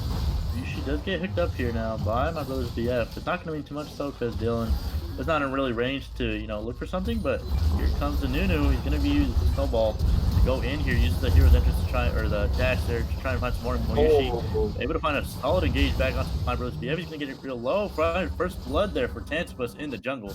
He just gets absolutely destroyed after he flicked for that hook there in the bot lane. I'm going to see Facebreaker coming out from Buff and Cup. Buff and Cup is just beating down on Renji here. Package Ramen not able to find anything just yet. Has to pull the flash so far. Gonna be able to find something else. Just barely gets away with the move speed. Dylan Caesar looking for a kill onto Meliodas. What the hell was that, man? That was kind of an it, if I'm being honest. I mean, so it was a good thought oh, hang on. Beanie is up here in the top lane looking for the kill onto Package Ramen. He does find it in the end there. That was just an easy flash Q there from Beanie to find the kill. Yeah, I almost think he didn't need to even invest the flash. But like I was saying with Dylan, it was a nice thought process, at a baseline. But he was a level down on Meliodas at that point. He needed to wait until he ticked over to 4, and then he would have had enough damage, health, and armor to kill Meliodas there without dying. I think even hold that thought, because Chai T is getting engaged on now. Uses Encore to farm up 2 people. Beanie not able to do much. They do blow that flash in the end. There's some solid out of Chai Chi to get away, but a little bit disrespectful to be that far up in the lane. But as I was saying, in that bot lane, he was still fighting in that mid lane. So even if he does get that kill, 1 auto from the Jinx and probably the rest of the minion damage kills you anyway. So at best, it's going to be a 1-for-1. So I don't know if that's the play you need to go for there if you had just got ganked there from the Nunu. Yeah, that's true. Yeah, I don't know. I can't fault him for being too aggressive, He is on Lucian. I know my experience playing Lucian, you do feel kind of pressured to get rolling early, otherwise you feel like you're not going to be able to do enough. But yeah, a controlled aggression is always going to be better. Bappa Cup trying to freeze this top wave. That wave's too big. He's really going to thin this out before he can actually What's it called? Oh, hang on. Here Got comes another the Nunu giant gang. snowball once again. He finds it onto the Nautilus. He does not have flash. That is a taunt onto my brother's GF. Goes down as well. Meliodas picking up another kill for himself down there in the bot lane. So if you wanted to get this Jinx rolling early on, you're definitely doing it if you're the side of the Nocturnals. Yeah, I mean, straight up, if you're playing against somebody that you know plays Nunu, just ban it because it's just so hard to counter. You need so much team coordination and so many, well-placed wards. Being able to talk about, your jungler able to track him, stuff like that. But if you just let him do what he wants, and especially getting priority over these scuttles, he can just gank on repeat. Especially with literally no flashes on the side of Sharks right now. All 5 of them are down. Or have no flashes, I should say. Gotta look for Stewards to make something happen in return right now, because Sharks are already down 4 kills to nothing, and oh, hang on. Yeah, it's not looking too good for them just so far yet, or so far in this early game. And if you're Stewards right now, you really got to start trying to track this Nunu. I know he's a little bit harder to track at the early stages of the game, but you definitely got to try and start counter ganking, or try to just keep your bot lane alive there in those situations. Because if not, this Nunu is just going to completely take over the game, and you're going to be stuck with a very fed Jinx. Yeah, I mean, she's already sitting on a 2-0-1. Nunu's actually back bot lane again. I mean, Tantabus knows what his win condition is, and that's getting this Jinx ahead. Making sure she can get so fed that it doesn't even matter that they drafted, no way to protect her. But I mean, this is like eerily reminiscent of the game we saw last game where, hang on, we see another trade in the top lane. Up and Cup just getting the much better of these early trades so far.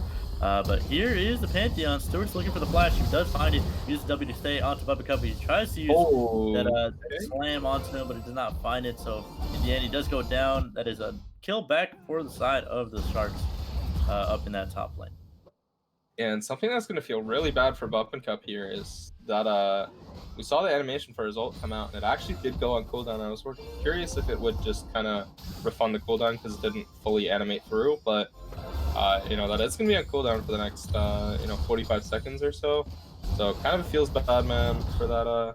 But we're going to see the Rift Herald started up on Shark's side. I honestly think Nocturnals can just collapse on this. There's really no way that Sharks are any way, shape, or form stronger right now. Here comes the Encore. Lands onto absolutely nobody, but they try to look for it. Here comes the Diana. Finds an ultimate onto 3. So far, it's going to be looking like an absolute wipe from the Nocturnals. And it is so far. That's 3 for 0. That is absolutely destruction from the side of the Nocturnals. They just destroy them in that team fight. Now 1 to 7 in kills. 3,000 gold up, and they're going to take every single camp imaginable up here on this top side. Yeah, I mean, just exactly what I said. They are not strong enough to fight for that objective there. I mean, just so greedy from them to try and fight that when they did not have anything going for them pretty much. And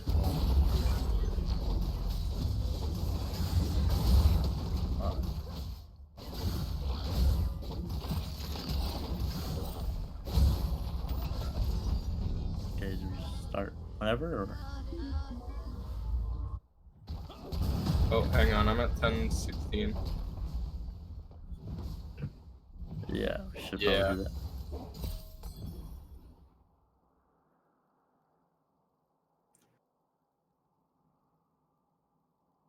Okay. Give me a second. I'm almost back. All right, there we go. All right, with the power of stream magic, we are back, and we are better than ever. So it's going to be back to where we were. They used that Rift Herald in the mid lane, able to get 3 plates there on the side of the Nocturnals. So far, solid gold lead from them and 4,000 gold up. Yeah, I mean, so far it's just looking like another stomp like we saw Dragons against Guardians last game, coming in from Nocturnals here. I mean, we see the Cullen coming out. Yeah, they're just looking for something on this bot lane. Might be a little bit of a desperation here. So far, it's not going to be too much for the side of the Sharks. They're not able to find much with that engage down there on the bot side. I almost would have liked to see Meliodas and Mayushi just turn that entirely. I mean, you know, Dylan had used his E, he'd used his R, he's in a really bad spot, and they just kind of backed up because they were just afraid. I mean, Jinx could have just gotten a double kill there. But at the end of the day, you know, you can't fault them for being a little cautious, especially when you're ahead. You don't want to, you know, do something that'll throw you the game. But they're going to set up for this dragon that's coming in 30 seconds. Cantabis currently recalling on the top side of the map. He's actually amassed a 20 CS camp lead, or 20 CS lead, I should say, which is a 5 camp lead over this this Pantheon, and he's actually a level up too. So, you know, Stewart's is really falling behind here. He really needs to get some sort of thing going on here. I mean, he got the kill in the top lane, but he's done nothing since then. He needs to has start pinged looking. onto the mid lane here, but just gonna walk straight through and not able to find anything. Here is Buffing Cup though. He uses that E Facebreaker onto Stewart, not able to find anything just yet. Here comes the Haymaker, uses it, gets a lot of damage down, back onto Stewart. That's another kill there for Beanie. Man, it's 4-0-1 right now, but my brother Jeff looking for something and making Beanie force his flash. Beanie smart there, just trying to stay alive. In the end, does not want to give anybody a shutdown. Here again is the Nunu back in the bot lane. Dylan's gonna have to have some fancy feet to try and stay alive. Meliodas is looking to try and find his kill here. There goes the ultimate death rocket, and he finds a kill. Solid out of Meliodas to find that, and Tantabis returning to that bot lane again after last few visits down there. And I mean, oh, hang on, we're gonna see set ultimate. Buffing Cup is trying to get aggro on Package Ramen and uses that suplex and just not able to do so much, but wasn't too bad. He suplexed the Kale and then realized, oh shit, I don't do damage to her anymore. So just kind of gonna sit here and do nothing. I don't know. These past couple plays coming in from Sharks have seemed really forced. I mean, they lost, I think, 3 people or 2 people. They lost Stewart's and Dylan, and on the other side, you know, all Nocturnal's expended was 2 flashes. 3 flashes, sorry. Tantabis flashed as well. And Nocturnals also get the second dragon of the game. And, you know, Package Ramen is just, like, kind of beating Buffing Cup down. I mean, you really needed to force this. So this is a bright spot coming in for the Sharks here. And Stewart's is looking for a dive. Stewart is up here, using W to try and lock him up there. You're going to be using the Galio to try and keep him alive, to use that KO ulti back onto him, but it's just going to be a botched dive. Oh man, Package Ramen, he's going to make it happen. They find a double kill, that's it. Buffing Cup kills him back on the other side. It's not going to mean anything. That was absolute disaster there for the Sharks. At that point, you just go FF15, go next. Oh man, that would have been quite the tilter for me if I was in this game. They did find something back on the bot lane. It is going to be a shutdown back for my brother's GF though. Not going to be who you want that gold on. Oh man, it is just if I'm Sharks right now, I'm just saying 25 seconds. That's when you can forfeit. I mean, there's just nothing going right for them right now. I mean, I was saying Renji was looking really good on that top side, really, you know, putting the beat down on Buffing Cup.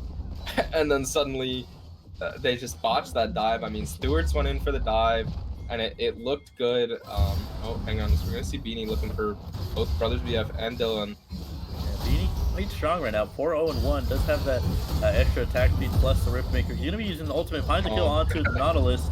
That is going to be a dead big sea creature down there. My brother's GF just getting absolutely destroyed. Not able to stay alive at all. Not tanky at all at this stage of the game. So 2-12 in kills, and Nocturnals are taking this game over completely.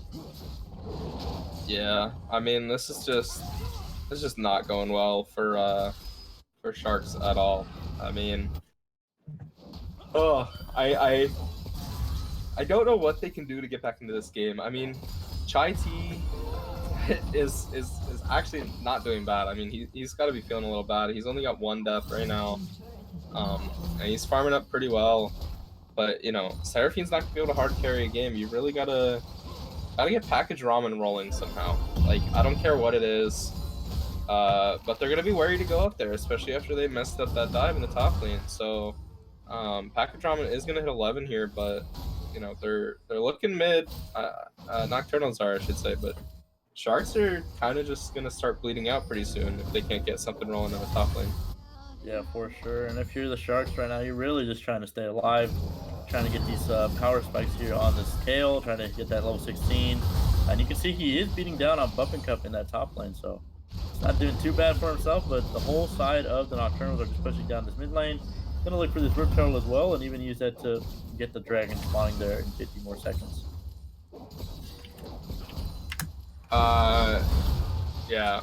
Rip Turtle picked up right here. Oh, you're alright, I got you. I got Rip Turtle here, getting picked up there from the Nocturnals. Gonna probably use it top lane because they do have an open tower, or they could just force Package Ramen out of the lane. Again, that Dragon is spawning quite soon here. Nunu getting engaged on here by Stewards. It might be in a bad spot, but Tantabus just using it to run away. Stewards not able to do much with that W so far. Buff and Cup on the top side, though, now looking for an engage here on Package Ramen. Not going to mean the most. Package Ramen just getting the absolute better of these trades so far. Buff and Cup is just tickling him at this point, and he's getting run down. That's a kill there for Package Ramen. Solo kill up in that top lane. Just gets blasted down by that Kale. Not going to mean the most. And now we might see a bot lane fight here. It is a 5v4 for 30 more seconds. Buff and Cup straight up just said, "You can kill me, but I'm gonna kill 2 of your minions. So who cares, right?" I mean, I don't know what that was, but I mean, if Buff and Cup keeps doing that, that is, that's Shark's way back into the game. So we have to see if Ramen. I mean, we saw a Renji / Package Ramen just so put his team on his back last week. I mean, his team was playing pretty well last week, but he was unstoppable on the Gnar last week in his side lane. So definitely curious to see if he can have the same sort of performance today on the scale pick. But Nocturnals are gonna pick up their 3rd dragon if they can get up to the Soul, especially with the Mountain Soul. And it's gonna be pretty slim for pretty slim chances for Sharks here. Yeah, not a real big chance for them to get back into the game. Package Ramen does pick up that tier 1 up on the top side, so gonna be feeling pretty good after that solo kill and that extra gold there. Now building towards an Asher's Tooth. Still though, Stewart's not even able to finish an item yet, so not the best look for the jungler here on the side of the Sharks. Has been absolutely getting outclassed against Tantabus throughout this game, and we're really gonna need to start seeing something out of him if they want to even try to make an opening here to get back in this game. Yeah, I really don't like these lane assignments coming in from Sharks, by the way. I think you should send Chai T up top lane and Package Ramen in the bot lane. Put your bot lane mid. It's just a lot better way to do it, especially since the next objective theoretically on the map is going to be this Baron in 45 seconds. I don't think either team could really take it, realistically speaking. Bump and Cup again, but now he's actually doing some damage. He uses that Bork there to try and get some extra damage to try and chase him down. Here goes the rest of his team, though. He used the ultimate on himself, trying to stay alive. One more auto attack would have done it. He's going to stay alive. Bump and Cup not going down in the end here, but Nunu is just rolling in on that snowball, rolling it down the lane. Package Ramen using the auto attack on the blast cone to get away. Package Ramen barely able to stay alive thus far. The rest of his team is here. There goes Encore onto Tantabus. He's going to be going down in the end. That's a shutdown there for the Kale. That's who you don't want the gold on if you're the Nocturnals. But Sharks, they stay alive. They don't let themselves fall under the pressure. And overall, Package Ramen just stays alive in the end. Oh, excuse me. That was a really good escape coming in for Package Ramen. He timed the Kale ulti perfectly with that set ulti. I mean, it was preemptive, obviously, because you can't ult during the ult. But just knew what was coming, ulted preemptively, didn't take damage from the R, and set landed at turret range, so I had to flash away. And then just Tantabus kind of chasing a little too far there, thinking he had the damage to kill out the Kale, and then forgetting that even though they've been pretty non-existent this game, Kale does have a team. Speaking of which, Chai T actually just stole away the big raptor from Beanie. Beanie probably a little mad about that, but have to see if Beanie can get his revenge on Chai T later in the game for the raptor.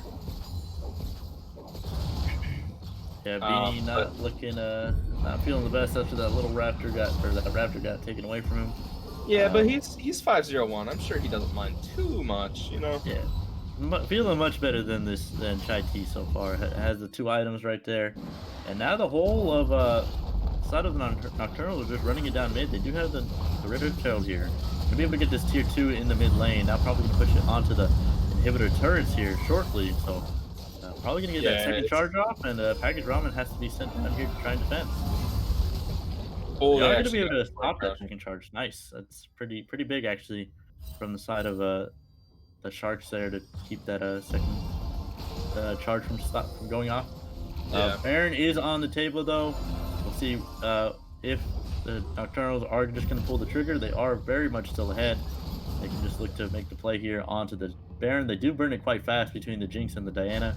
So it should be pretty good there if they do start it up. Yeah, and it looks like they are actually going to start it up between, like you said, the Nunu, the Jinx, and the Diana. Nunu has some pretty good secure.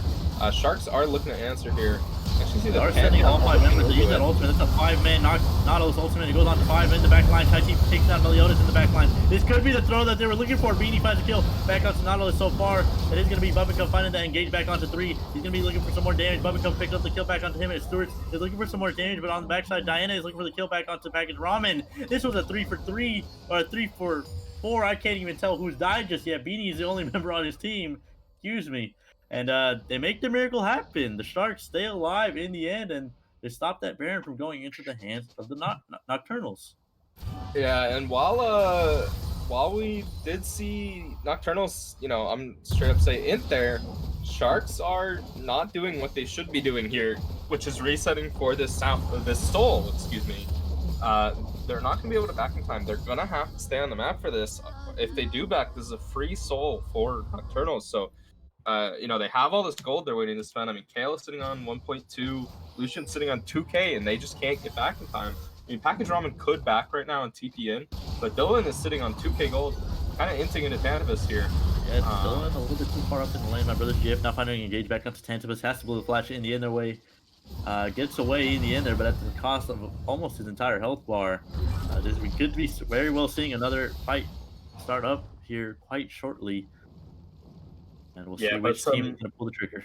Some key things to note: Nautilus ult down, Lucian ult down, Seraphine ult down, Kale ult is down.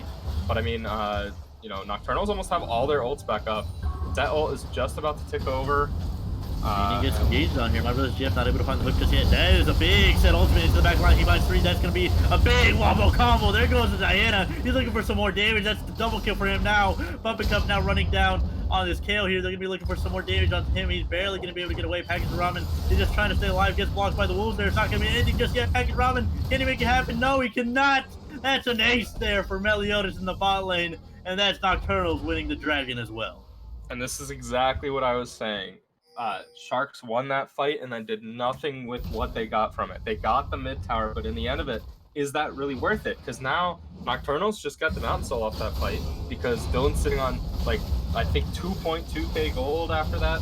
You know, that last fight too, you've got Kale sitting on 1.3k gold. Like, back. Like, just back, reset, and then you could do that same exact fight again.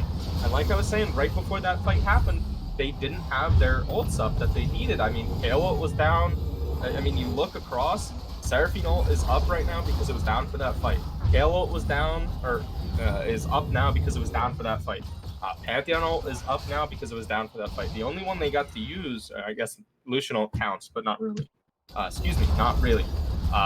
Was the Nautilus ult, and it really didn't do much. They just kind of ulted onto Diana, and then ulted the Nautilus into the enemy team. So, I mean, like, they're, you know, the ult they did get to use was not impactful by any means. They really needed to try and stall out for these ults, and they needed to spend the gold that they got from that big team fight win they got in the Baron Pit. So, I mean, if I'm Sharks right now, definitely do. I mean, right now they're doing the right thing. They need to send Package Ramen into a side lane by himself, let him scale up, and kind of look for a pick in the jungle if they can.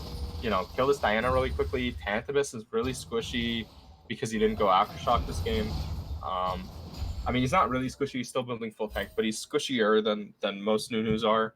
Not that I don't like this phase rush here, but it's a 50-50 shot on which keystone he could have gone or could have went here. Yeah. But definitely want to look for them to try and make a pick here, see if they can find somebody in the jungle that they can burst down pretty quickly. Yeah, for sure. And if you're the side of the Nocturnals, you're probably just looking here to like 4-1 send the 4 members from your team into that mid lane, or even 1-3-1 there by sending the Diana bot, because nobody can really match her either. She is the strongest member on the side of the Nocturnals. So I don't know about these lane assignments, but it looks like right now the Nocturnals are a little bit hesitant to push down on one of these lanes. Yeah, kind of weird, like you said, from Nocturnals. They are looking for the 1-3-1. I think what they're doing is they're waiting for Buff and Cup to push his wave up to the like same. Basically, want to stay in a line in 1-3-1s. Otherwise, you run the risk of losing a member in a side lane.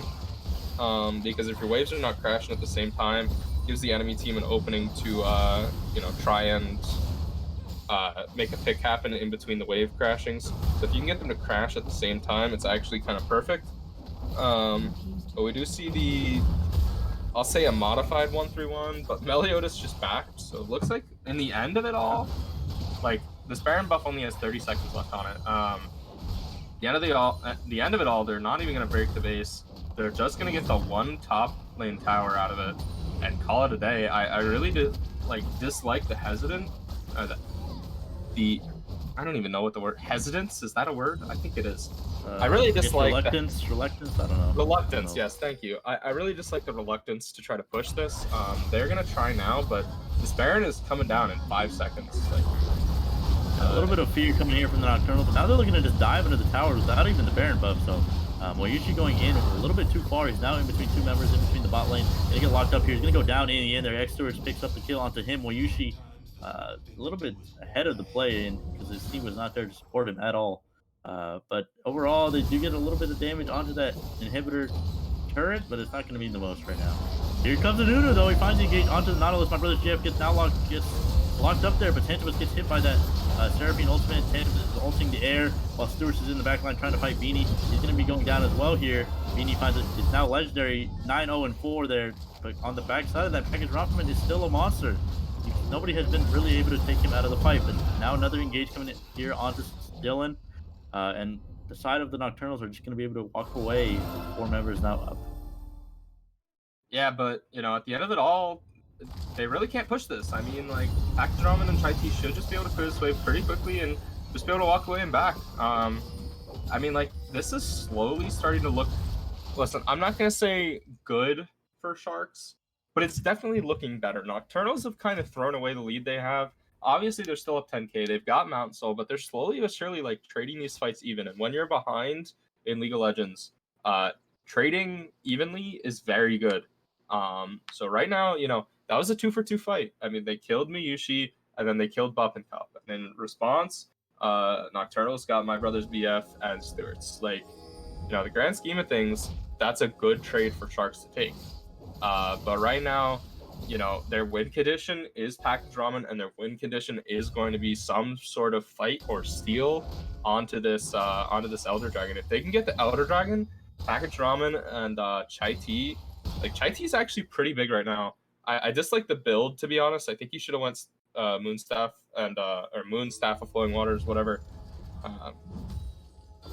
But he's definitely going to be putting out a lot of damage with the the Magic Pen Boots, the Leandrius, the Bylais. It's not terrible, but he's definitely going to be putting out more damage than the Moonstaff build. Yeah, for sure. And we could be very well seeing a fight here very soon. The Elder Dragon has now spawned up. Which team will be the one to pull the trigger? My brother's GF just standing in the front line.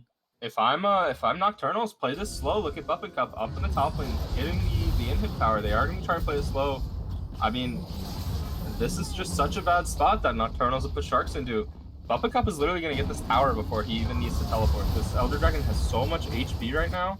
And that's the Nautilus ultimate blown as well, and it's not going to mean that much. Here comes the Nunu, though. He's using the big snowball to go in. They use that encore to land it onto 2 people. That is going to be a Nunu ultimate going down as well. Hero's Entrance now coming in from Moyushi in the back line. Buff and Cup picks up the first kill. That's no jungler on the side of the Sharks. But now 3 members are very low on the side of the Sharks as well. They just have to run away. They're running back to their base. They got to defend. And that's going to be an easy Elder Dragon picked up there on the side of the Nocturnal.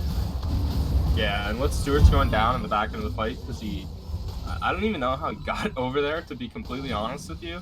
But him being on the back end of the fight meant that, obviously the smite is down.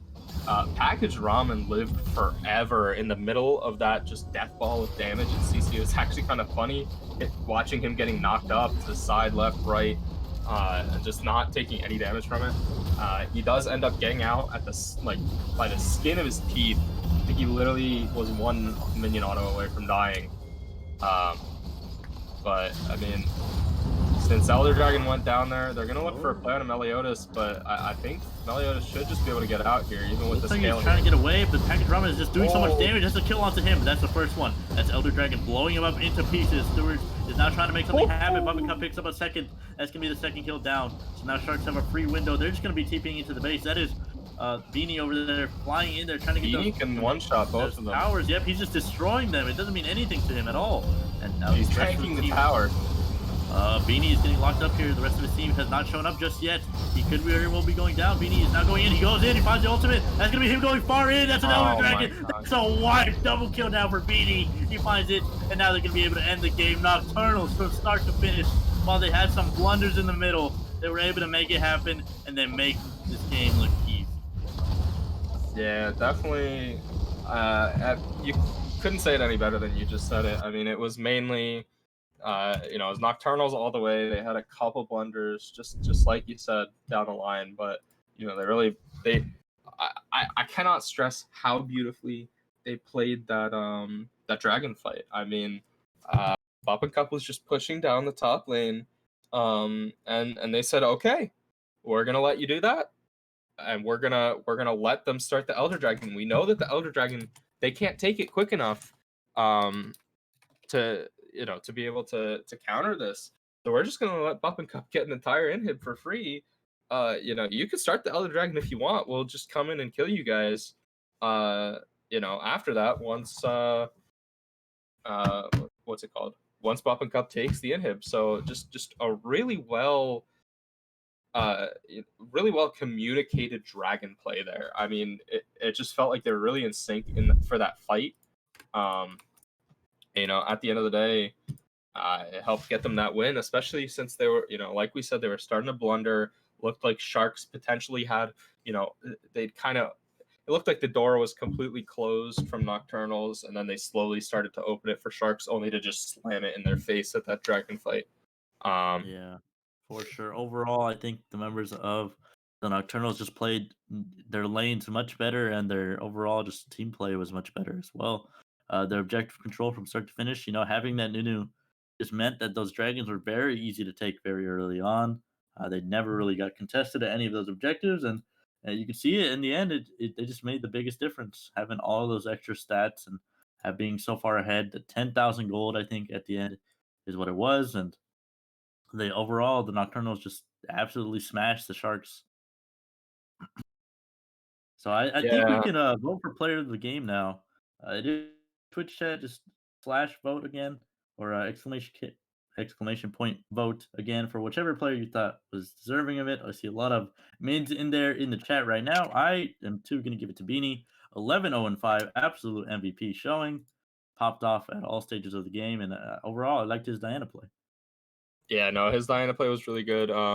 Pretty aggressive at times. I mean, specifically speaking on the what's it called? Sorry, my mind's not working. The flash Q to just get rolling in the early game, up on the Kale. I think it was around level 5. He did a nice roam timing, got up there and got rolling with the initial kill on a Kale.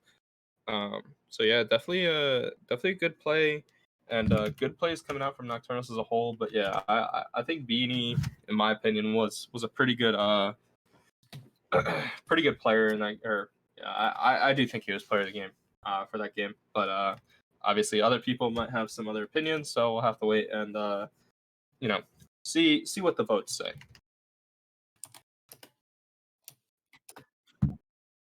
All right, and we'll be going into break here. So solid overall. Nocturnals take the win over the Sharks, and we'll be back in a few to break these games down.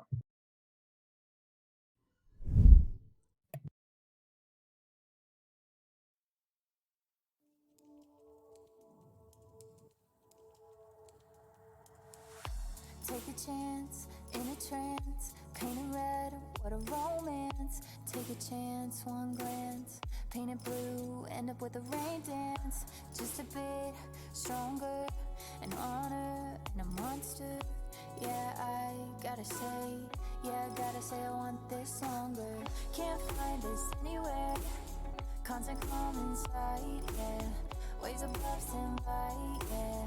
Feeling calm inside, yeah. Won't find us anywhere.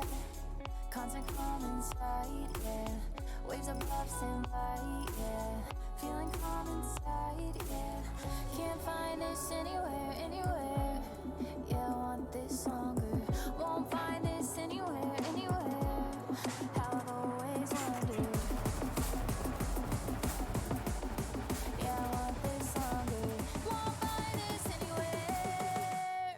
How I've always wondered.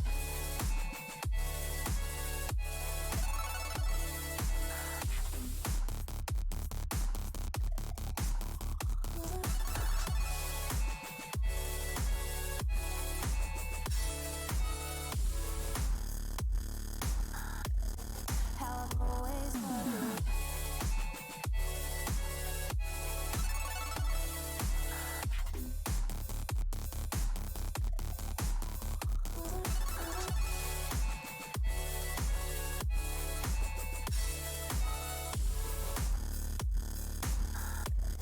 How I've always wondered.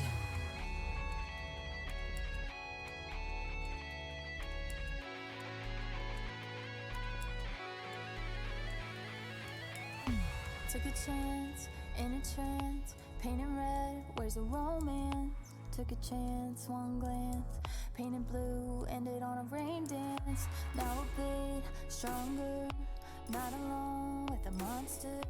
Yeah, I gotta say I want this summer. Can't find this anywhere. Constant calm inside, yeah. Waves above stand by, yeah. Feeling calm inside, yeah. Won't find us anywhere. Constant calm inside, yeah. Waves above stand by, yeah. Feeling calm inside, yeah. Can't find us anywhere, anywhere. Yeah, I want this longer. Won't find this anywhere, anywhere. How I've always wondered. Yeah, I want this longer. Won't find this anywhere. How I've always wondered.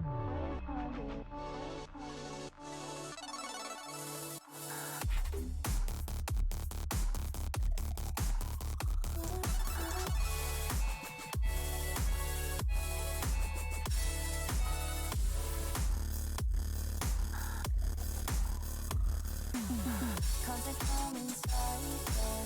Waves above stand by, yeah. Feeling calm inside, yeah. Feeling calm inside, yeah. Constant calm inside, yeah. Waves above stand by, yeah. Feeling calm inside, yeah. Feeling calm inside, yeah. Constant calm inside, yeah. Waves above stand by, yeah. Feeling calm inside, yeah. Feeling calm inside, yeah.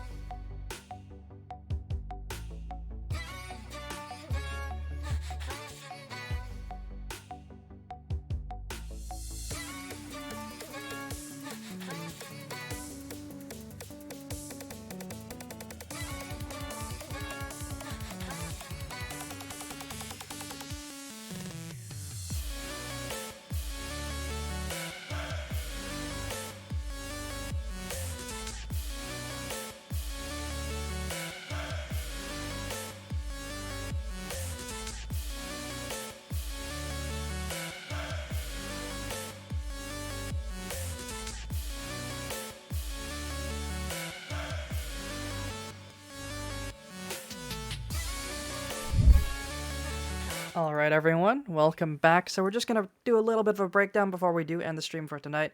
But first things first, our player of the game for game number 2 was Mr. Beanie, with a perfect game going 11-0-5 up against the Sharks. And boy, he did mad work that game. He played incredibly well. He went perfect. He didn't die a single time. And not much you can say other than he did a lot of damage. Well, in the grand scheme of things, he came second on his team, but that's still a lot of damage.